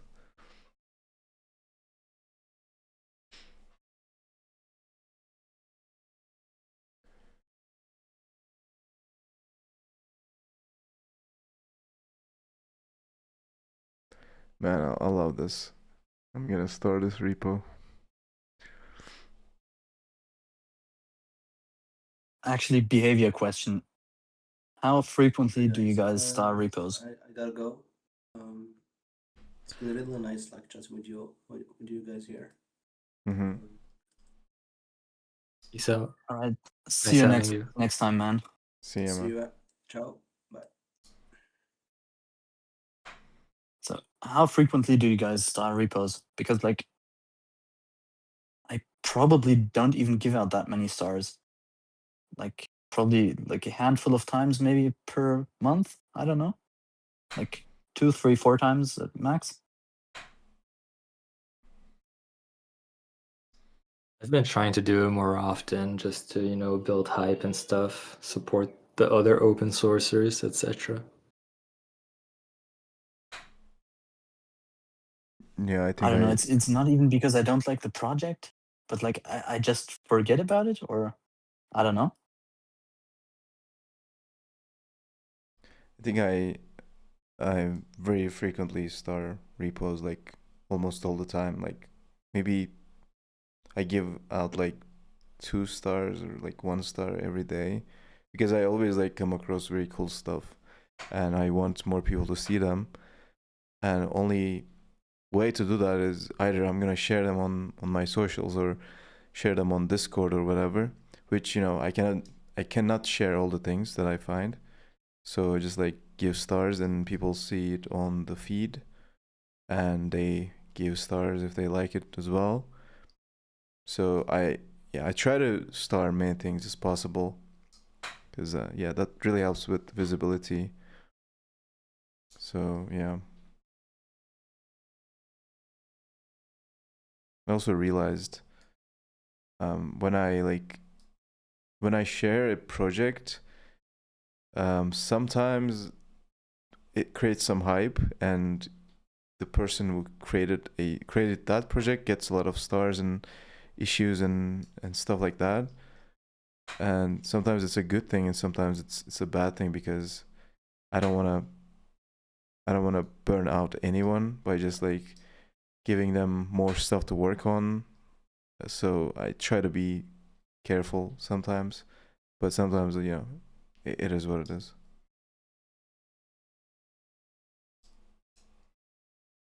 Actually, that was the main reason. Like, this is already, I don't know how many years ago, but like I had a pretty popular C++ project, like not crazy popular like Ratatouille, but like in the niche, it was kind of, I don't know, it had like 1.5, 2K stars, something like that. Pretty like C++ library basically.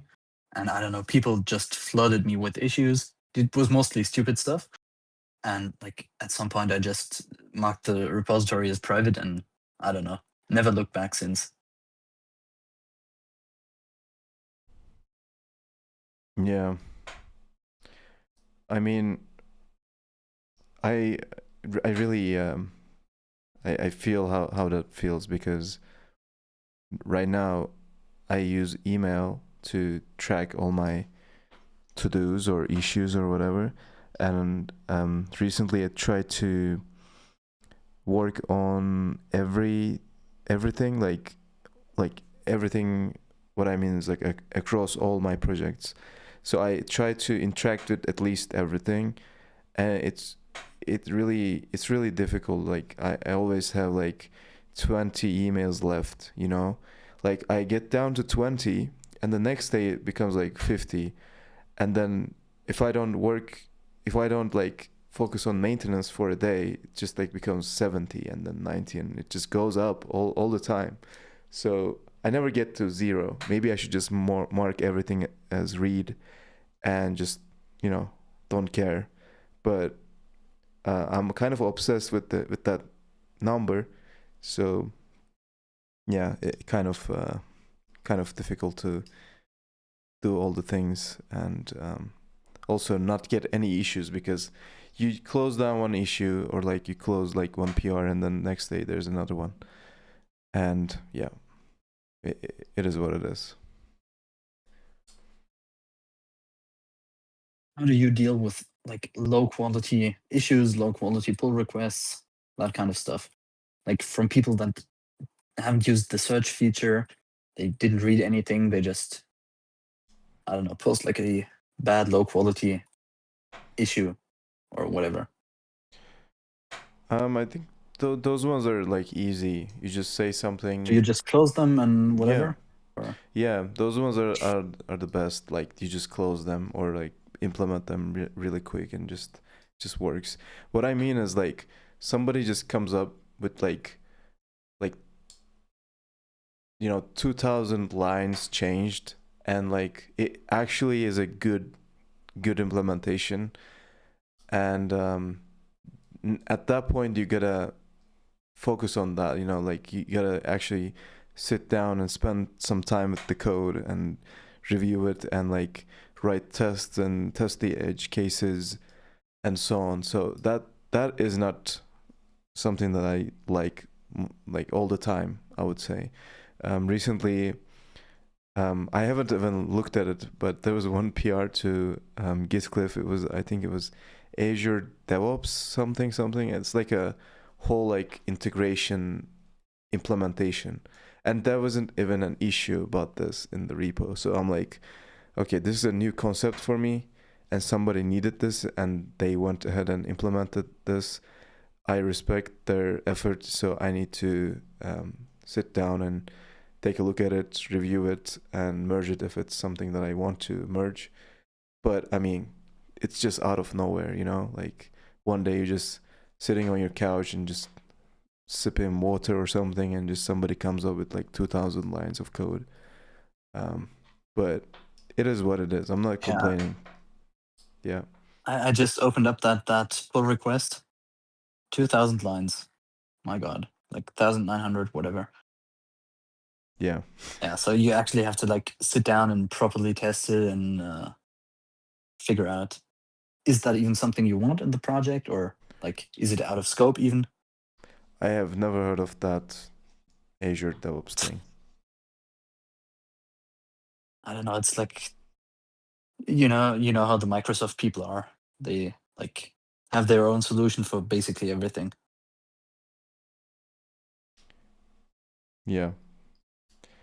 But I mean, the thing is, that PR is there's another PR which is also a bit random, but it's a good one. Like it refactors all that code, so which means like I need to finalize the other PR before I can take a look at this one, which means this guy who implemented this thing needs to re-implement it, because the code will change, or like rebase it, or fix all the conflicts or whatever. So when people like, when they do not communicate that they're working on something in the project, they might sometimes need to re-implement it or fix a bunch of other unrelated stuff. But I mean, it's like, it's something fine on the other hand, because you can freely add this feature and start using it. But on the maintainer side, sometimes it's difficult. Yeah, Shingo, he knows the PR. I kind of like recruited Shingo as like a co-maintainer. He doesn't even know. I'm just like pinging him in all the PRs and issues, like asking review. But thank you for helping me out on this. Sometimes it's really nice, because some people just like show up and show interest towards your project, and at some point you just trick them into becoming maintainers, and then yeah. I'm just joking. You trick them into giving you free labor, and then you exploit them for more code. Yeah, that's what happened with Jagoda as well. I'm joking, man. No, I'm not joking.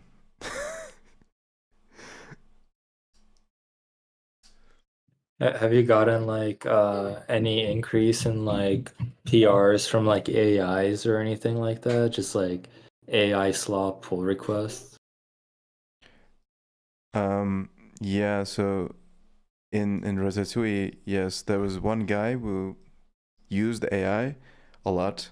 And he was not like checking anything. He was just dead ass implementing, wipe coding, whatever, and removing a bunch of files, adding random comments everywhere, just commenting out code and shit like that.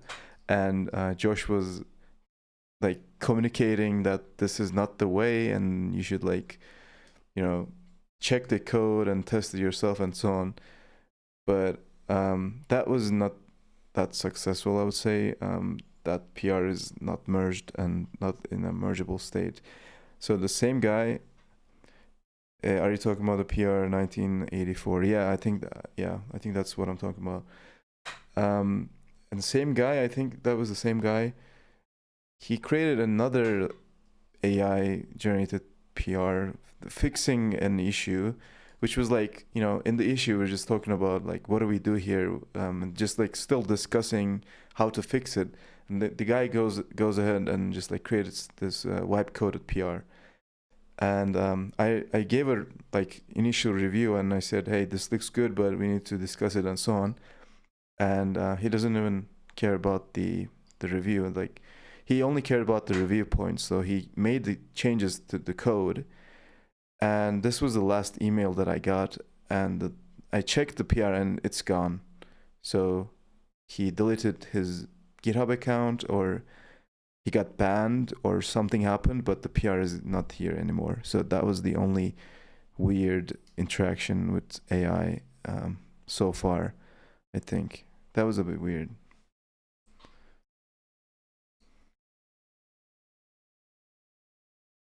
Yeah, that was the PR 2099, right? Mm-hmm. That got Yeah. deleted. Yeah, his account is gone. Yeah.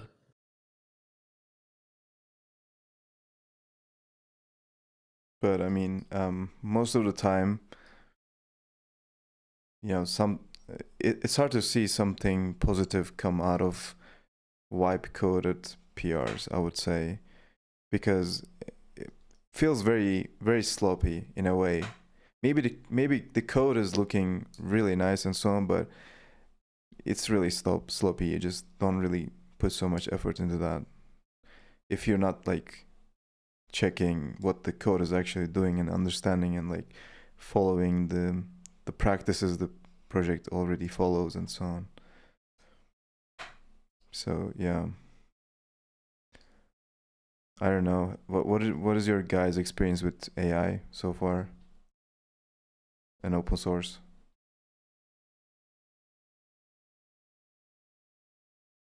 I mean, for me lately, like doing game dev, it's like there's some things where like I'm not really good at it, like stuff to do with like physics and like spring dampening forces, like some like weird, like very specific algorithms. And like I give that to AI and it solves it like pretty well usually, like way better than I probably could.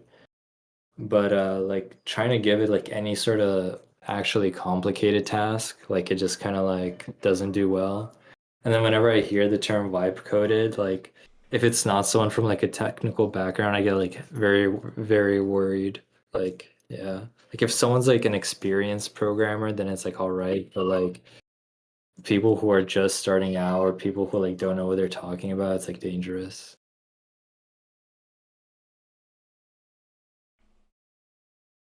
Actually, my experience has been like mixed, I would say. But in the last couple of months, it has been great. Like super useful. Like in my opinion, it also heavily depends on what kind of work you do. Like if you, for example, with the older models, they were like already pretty good at Python, whatever, but they were just so bad at Rust. Like I was writing Fortran and Rust for a previous job, and like even GPT-4 and whatever, they all just sucked. They couldn't get anything right. They made syntax errors in Fortran. it was crazy bad. But now these days it's kind of fine. Like I haven't tested it with Fortran, but at least for Rust, I think AI has gotten pretty good. Like it obviously also depends on your prompts and your model and whatever. So I find it kind of hard to compare like actual performance. But like for the stuff I do at work, it's super useful. Like has certainly increased my productivity a lot there. Also because I don't like doing front end, so I just have Codex do it, and like all of the design TypeScript kind of stuff, it's pretty good at these days. So like that works. For super complicated stuff, I've only tried it a couple of times, and like it's pretty okay these days. Yeah, I don't know. Like the hardest questions weren't code; it was like more math, like formalization of an algorithm, and then like writing a proof for that algorithm, and that like GPT-5 Pro actually performed super well there. So I was surprised. My co-founder was very surprised as well, and he has like a math background, so he actually was able to fact check everything. Yeah, so like overall pretty positive, I think. But I also get worried when like people that just started out or like don't have much experience, they just start vibe coding, and like sooner or later it goes wrong, in my opinion, if you can't verify the outputs.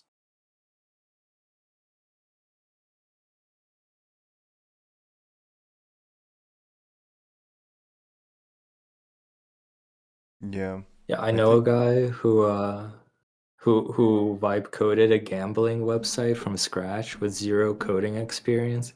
He hasn't launched yet, but I can't wait to see what will happen security wise. that sounds crazy. I wouldn't I wouldn't do that. But I mean, bad security has already been a thing even before vibe coding, right? Like, I remember some pen test I did a couple of years ago, like basically in kind of OnlyFans clone, whatever, and they were using Firebase. Like their entire backend was just Firebase, and obviously they didn't get the configs right.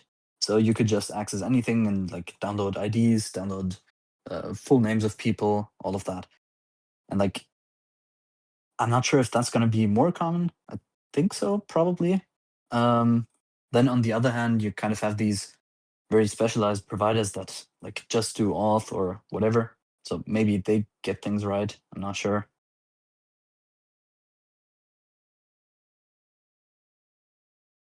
When I worked in IT, I worked in IT for a while. My first day of the job, I went in and I found like they had like some outdated libraries with like escalation where it's like you can escalate to like admin through a hack or whatever. And I like go to the head sysadmin. I'm like look what's going on. Like you guys got these outdated libraries. Like you gotta fix that. And they're like, nah, man, it's fine. It's like our internal network and stuff. And like a year later, literally every computer goes down with ransomware because of it. And I'm like, and they're like, man, well, what happened? I'm like, what about this library? And he's like, oh shit. So that's how our company lost a few $100,000. Damn.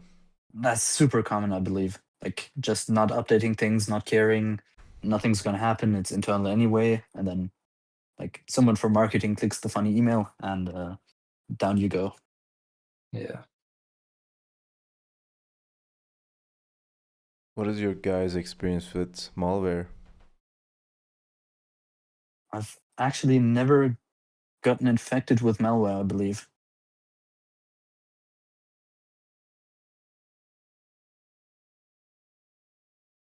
I used to pirate video games all the time, so I've had my fair share of malware, especially, like I don't know how old you guys are. I'm like almost 30, and when I was very young and stupid, like a kid, trying to download like games, like without even understanding how pirating works, and it's just like you click on like sketchy links and you just get malware instantly. And so I don't know. Back then I used to have it.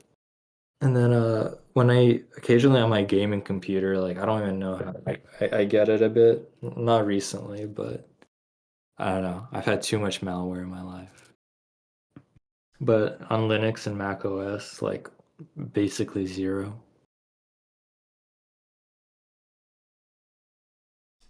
I remember Windows 7 and Windows 8 times, and those were fun times, man. I was Actually, kind of, I probably also got malware back then. Like, yeah. I probably just don't remember. Like, because I know I pirated a lot of shit as well. Like, I'm sure one of those had like a rat in it, or like some kind of stealer, whatever. I don't know. Like, probably just forgot about it. Yeah, I mean, back then I was super interested in malware. Kind of like did some development on that as well, like keyloggers and stuff. It was fun, and you know, like there was, I don't know if you guys heard of like cryptors before, but that Yes. was yeah, amazing stuff, man. So interesting. Like you kind of like you have this piece of program and then you kind of hide it in a way that like these anti-virus shit is not like detecting it. That was super interesting for me. So I was kind of like trying to make like fully undetectable malware, stuff like that. I didn't even like use those things on anyone or anything. I was just like, you know, interested in that, and that led to I think those were like called cracking challenges or whatever. So Crack like, news. yeah, crack me, sorry, not crackers. Crackers Yeah. like food. Um, so yeah, like, you know, reverse engineering and stuff like that. It was so fun. And there was one channel that I was following, and this guy is like, you know, he's type of like guy who you watch at like 2 a.m. like, you know, just doing like malware review from back in the day. Like his whole channel is just like reviewing malware, like taking a look at the payloads and like running them and kind of showing what they're doing. And this is like very old school stuff as well. So like DOS malware, like, or like old Windows XP stuff. I'll just send a link.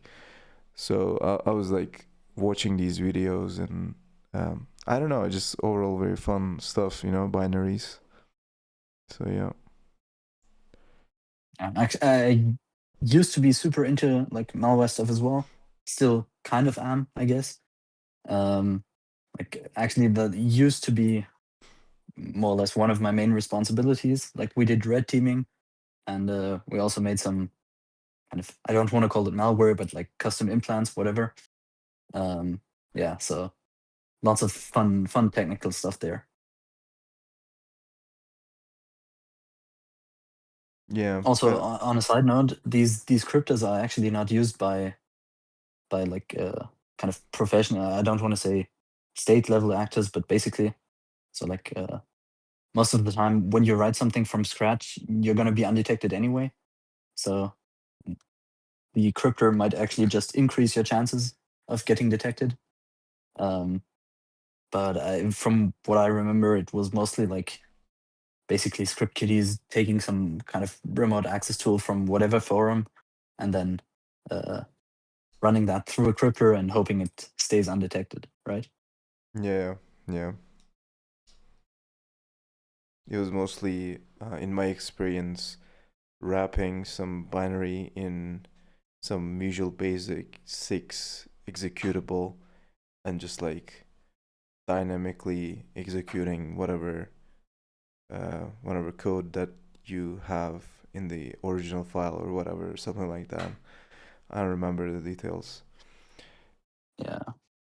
Most of the time, I believe you would like take the binary, then do like some kind of encoding or maybe encryption if it's like kind of advanced, and then you would just do like process hollowing or whatever to actually get out the code again and run it. So like actually in principle they're very similar to Packers, from like the demo scene back in the day, where you would like, not sure how familiar you guys are, Mm-hmm. Yeah. where you would basically like try to get a cool demo in like the smallest possible binary, and there you would also like kind of compress your actual demo and then have like a small decompression binary that you ship out. And like with the cryptor kind of people, it's just encryption and not just compression to kind of hide the actual content. But lots of fun stuff there. Yeah. I think this topic eventually, uh, it actually led me to, watch the DEF CON talks, and I started to get paranoid. Like Gold, Silver, Copper said, like those people are just crazy. Like, and yeah, I kind of like stopped the security stuff for a while after that, because I don't know, it felt not that much of fun anymore. I don't know why. Just coding was more fun, so just like focus on building like open source and stuff like that after that. But I have some history with security and binaries and malware analysis and stuff like that. It was fun times though. I no longer use Windows, so whatever. So now you build things instead of breaking. Yeah. Yeah, but sometimes I miss those days, like gotta break some things. I still have the Windows 7 PC, by the way. It's still running. With a bunch of malware, probably.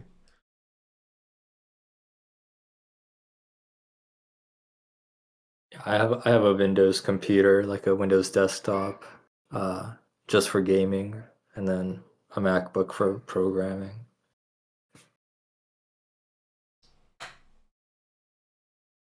I'm just waiting for the day that Asahi supports like the newer Macs, so I can finally buy a laptop and not always use some weird workstation kind of thing. I don't know. Like I don't like Mac OS, but also all other laptops are basically like inferior to MacBooks. So there really is no choice. For me at least. I don't know. What are they up to these days? I think there was some drama again. I don't know. They had some massive drama, some maintainer dropped out, I think. Yeah. I don't know. That was a while ago. Let me check the news.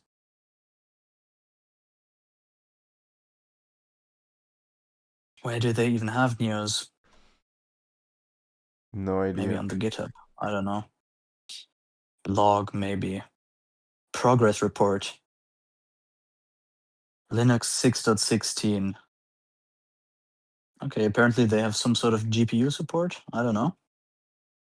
But like, I personally don't really care about the kind of what level of kernel do they support. Like, how recent does it have to be?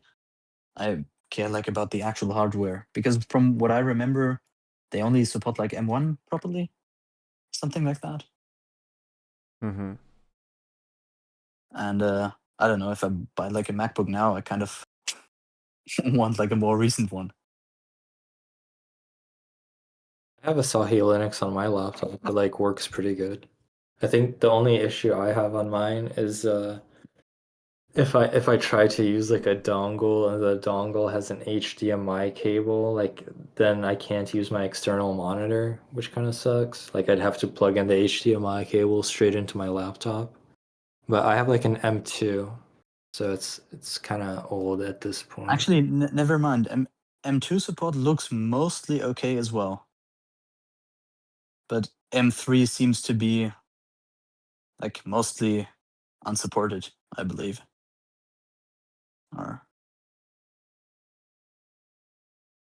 And also the documentation is super outdated, I believe. Because like they say these machines haven't been released for general availability yet, but like M3 was, I don't know, at least a year ago, probably. Pretty sure we're on M4 right now. Yeah, it was March 24. when M3 got released. So I don't know, but maybe one day I will be able to buy a MacBook. For now, I'll have to stick with just boring desktop machines.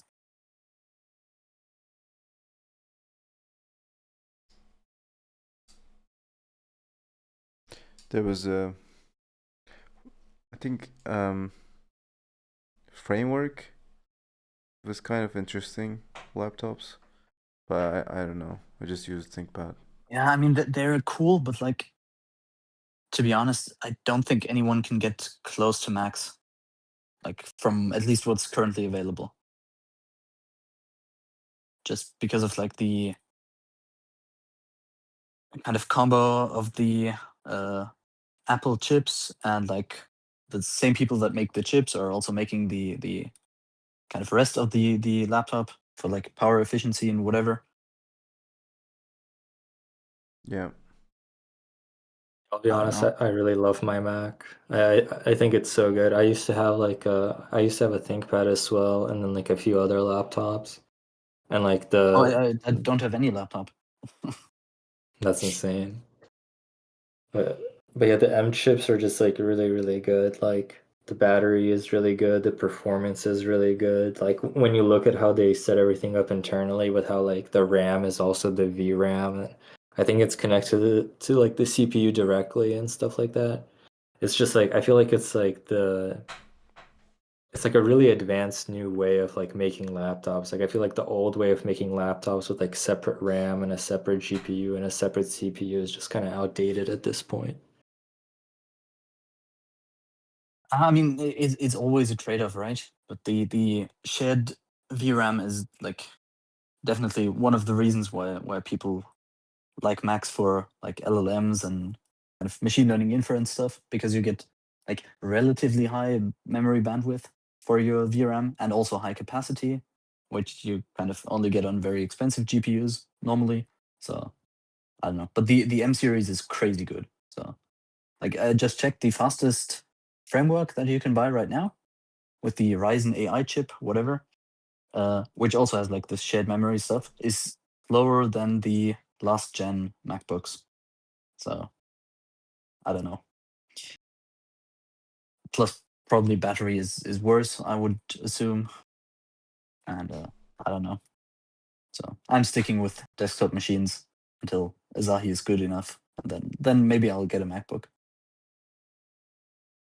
I am happy with my 5+ year old poor ThinkPad, I guess.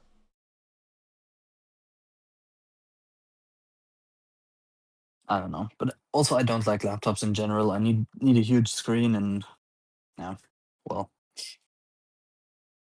How do you like handle stuff while you're on the road or something? I don't That, yeah, I mean, like. of course, like, I don't program.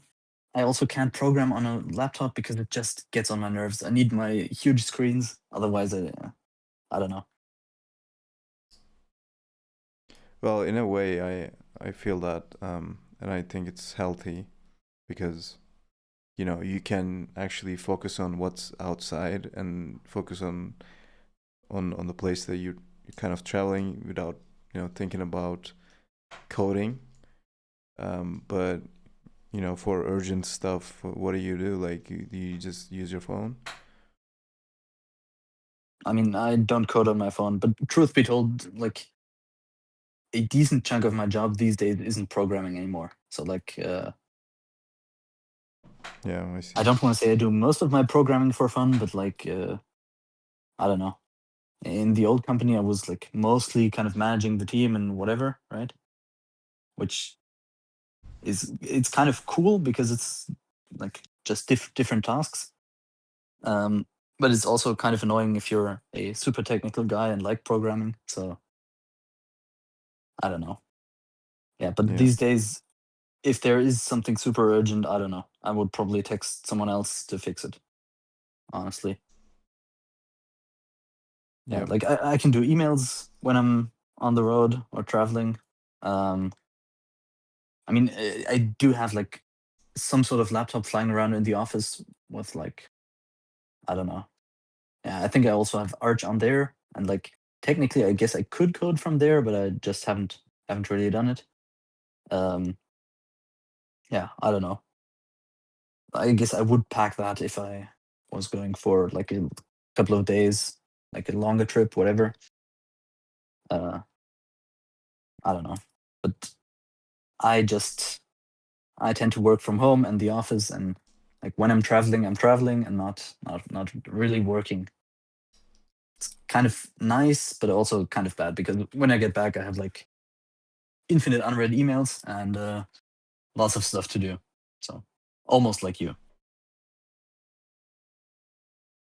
Yeah. I mean, this is a joke, but I cannot really go to a nightclub without my laptop. You know. But I guess you can at least go to a nightclub, so that's something, right? I don't know what to feel about this. Maybe you can talk about why Arch is the best distro, or like convert some people to Rust. Yeah, I mean, it's obvious. It's just superior. But the more serious answer is, I guess, I mean, the main reason why I use Arch is because simplicity and just the minimalness. I don't know if that's a word. Minimality, because you can just have whatever you want to have in there, and everything is very. I mean, I don't want to say very explicit, but like explicit enough that you get an idea of the inner workings of a Linux distro, and you kind of like start to understand how things work, and this is especially important because eventually things will break and you'll have an idea of how things work, so you can just fix things. And that's a good plus for me. It's very fast because you don't have a bunch of stuff laying around.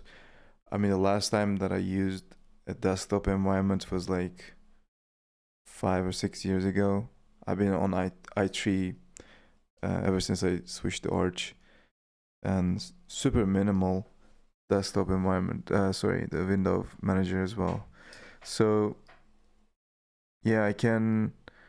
My laptop does not like last long in terms of battery, but I have a way of making it last really long, which is just running the most minimal Linux setup ever, just running only the essential things.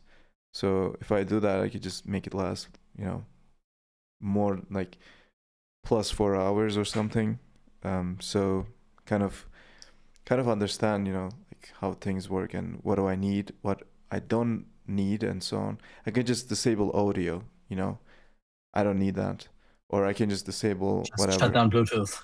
Yeah, just shut down Bluetooth or all the others, like remove bootloader. You can just do whatever you want, and that freedom is really fun, and in a way that you kind of give a certain character to the distro, or like the operating system that you're using. I mean, I've seen people with like all kinds of weird ass setups. They have scripts for everything. They have fucking programs for the most like minimal manual work. They have automated things, so that freedom is really fun, and you can just push boundaries all the time. Like you can do whatever you want with these these opportunities that the system that give you.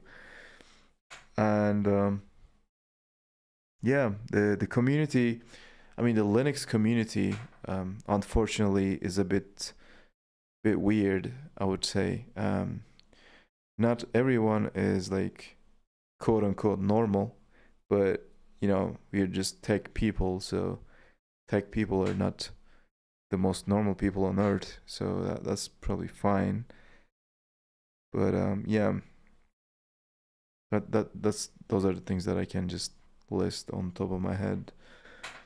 I don't know, man. I just like Arch. It's very cool. I mean, I'm a bit sad because NixOS is just becoming the new cool thing. But Arch is gonna be there. And if some other thing comes up, like some other distro which also like gives you this stuff that I listed, I'll probably switch there. Probably that won't be Manjaro though, but whatever. Manjaro went to absolute shit over the last couple of years. Like, I don't know, a couple of years ago it was still mostly fine, and then I don't know. Not sure what Yeah. happened there, but actually, Dude, why would you switch if you're happy with Arch? Because like I don't remember when I moved to Arch. Like before that, I was basically trying a bunch of distros. I was on Void, I was on Gentoo, then Arch and whatever. And kind of eventually I wanted to settle on something, so I picked Arch because it's like easy to customize, easy to use, whatever. I can make the system do exactly what I wanted to do, basically, which is also like the reason why I'm still on Linux. But why would you switch if it works? Like, genuine question, because I mean, I looked at NixOS and whatever, but I don't see a reason to switch. yeah. I mean, I also looked into NixOS, and I don't understand the hype around it. It also works, but like you said, Arch works for me right now, and why would I switch to something else? Like, And even if something new comes around. yeah, I mean, it depends. So right now, I am like, more involved in Arch. Like I am like doing a bunch of packaging, and I'm also like doing contracting work. So we are actually rewriting Pacman, like some parts of Was it on the Pacman. signing thing, or No, I'm on another project where we are just like taking parts of Pacman and writing Rust implementations for the file formats and so on. So um, I don't think something I haven't better heard will. about that actually. I need to Yeah, take a look. yeah, I'll send you a link. So it's called ALPM. We basically it stands for Arch Linux Package Management. We basically like writing specification for these legacy old file formats, and then writing like implementing those specifications in like small Rust libraries. So Pacman is like using these weird formats for package manifests, or like I don't know, representing some data like dependencies or whatever. And it's like ini but not quite ini format. So we just like kind of take a look at like we take what's existing, write a specification for it, like a formal specification, and write like small Rust libraries for parsing and just interacting with these files. So at the end of the day, the goal is you can just like use Rust to build your own package manager in the context of Arch Linux. So we're not like rewriting So Pacman. basically, library around it, right? Yeah, like So like you could libraries. basically make a different front end or something, I guess. Yeah, exactly. So right now, if you want to, let's say, you wanna take a package and just extract files and just like parse one of the fields from it or whatever, you need to do all of that manually, or you'll just like need to depend on some library that was written by somebody like 5 years ago or whatever. So with our framework, it's just more like stable, tested, documented. We have a nice API and everything, so you can just build your own tools easily at that point. And my personal goal is to just write a TUI front end for Pacman, like an actual like a native one, because there are some TUIs for Pacman, but all of them are just like running Pac-Man commands in the background and just parsing the output. But What I that's not want- cool. I was Yeah. about to suggest the same thing actually, like using Yeah. those APIs and then making like a proper Pac-Man front end. I don't know. Yeah, exactly. So that's one of my goals, because at that point you can just like put everything together and do whatever you want with that. And yeah. Nice. Sounds fun. So I guess you should stay with Arch in that case. Actually, I was just looking at the contributors as well. I see Jagoda in there as well. So everyone in there. Yeah, I mean, I kind of like invited her over to that project because we needed someone to do the Python bindings, and she's done a lot of Python in the past. So I was like, yeah, you want to join us to do the do this thing? And now like she's doing more than that actually. Like she's implementing a bunch of other stuff too. Like she's unstoppable, man. Once you just throw a grind at her, she just goes crazy. But that project has been going well so far. I've been working on that for a year now, and we will have a like a summit in Hamburg next month or something, and that's when I'm coming to Germany basically, and that's when we're gonna meet. So you're going to yeah. Cologne and then you're going to Hamburg, or other way around, the whatever. opposite. Yeah, so I'm gonna go to Hamburg and then Cologne, and hopefully Nice. we will have Rust meetup in Cologne as well, but I gotta double check that. Yeah, I think you mentioned that before. Mhm. Actually, I have that on my list as well, figuring out when I should be in Cologne. I think it's like early November, something like that. Yeah, I think it was like November 3rd or 4th or something. Yeah. Yeah, we'll talk about that later.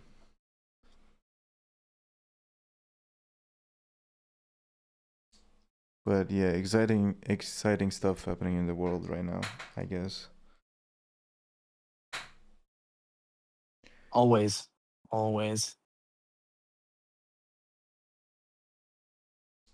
So how's the progress looking on the package management? Like,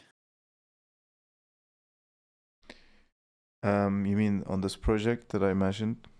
yes. So right now we're on the system level. So we already wrote most of the low level file formats and parsers and so on. We also did the compression and decompression libraries. And right now it's mostly just on the system level where we are writing the libraries to interact with the system rather than the package itself. So it's like, the repository, like package repository states, or like I don't know what else, like databases and so on. So basically working on that, and also doing a bunch of other stuff on the side, like the Python bindings. There's one specification, or like I think you could call this specification called VOA, and this is something that we wrote together, and this specifies where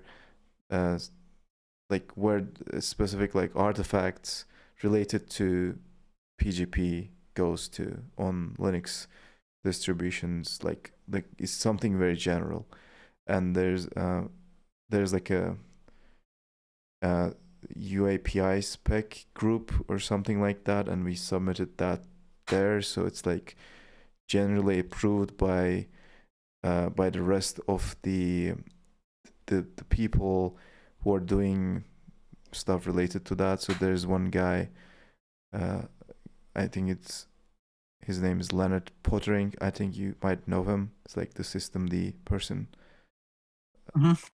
And like he kind of approved it and so on. So there's like a bunch of other async stuff happening, but yeah, it's mostly just like we're on the system level, and this should be completed until the end of the year. So we don't have much time left, actually. Nice. So still lots of grinding to do. Yeah, absolutely. Yeah. And with all these travels and all the other projects, I don't know how I'm gonna focus on that, but whatever. I'm sure you'll manage. You'll manage somehow. Yeah. I've been kind of managing it, but it's yeah. I don't want to complain, man. It's the grind.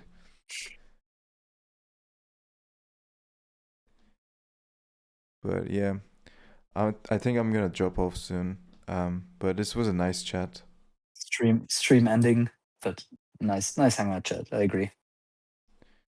Yeah, it was fun. Yeah. I think I will release this as a podcast episode. It's weird on YouTube. You can just like mark videos as podcast and just it's like a separate playlist, but it's just like just a marker. It It's a doesn't. separate tab, right? On Yeah, on the channel page. yeah. So I'll just like mark it as podcast because yeah, it was a nice discussion. But yeah, any last words? Keep grinding, guys. Keep grinding. Absolutely, man. Yeah, good call. Time to get back to the grind. All right. I guess see you guys around. I'm just gonna stop the stream. Feel free to stay here, but yeah, just for the YouTube people, thanks for listening, I guess, and keep fucking grinding.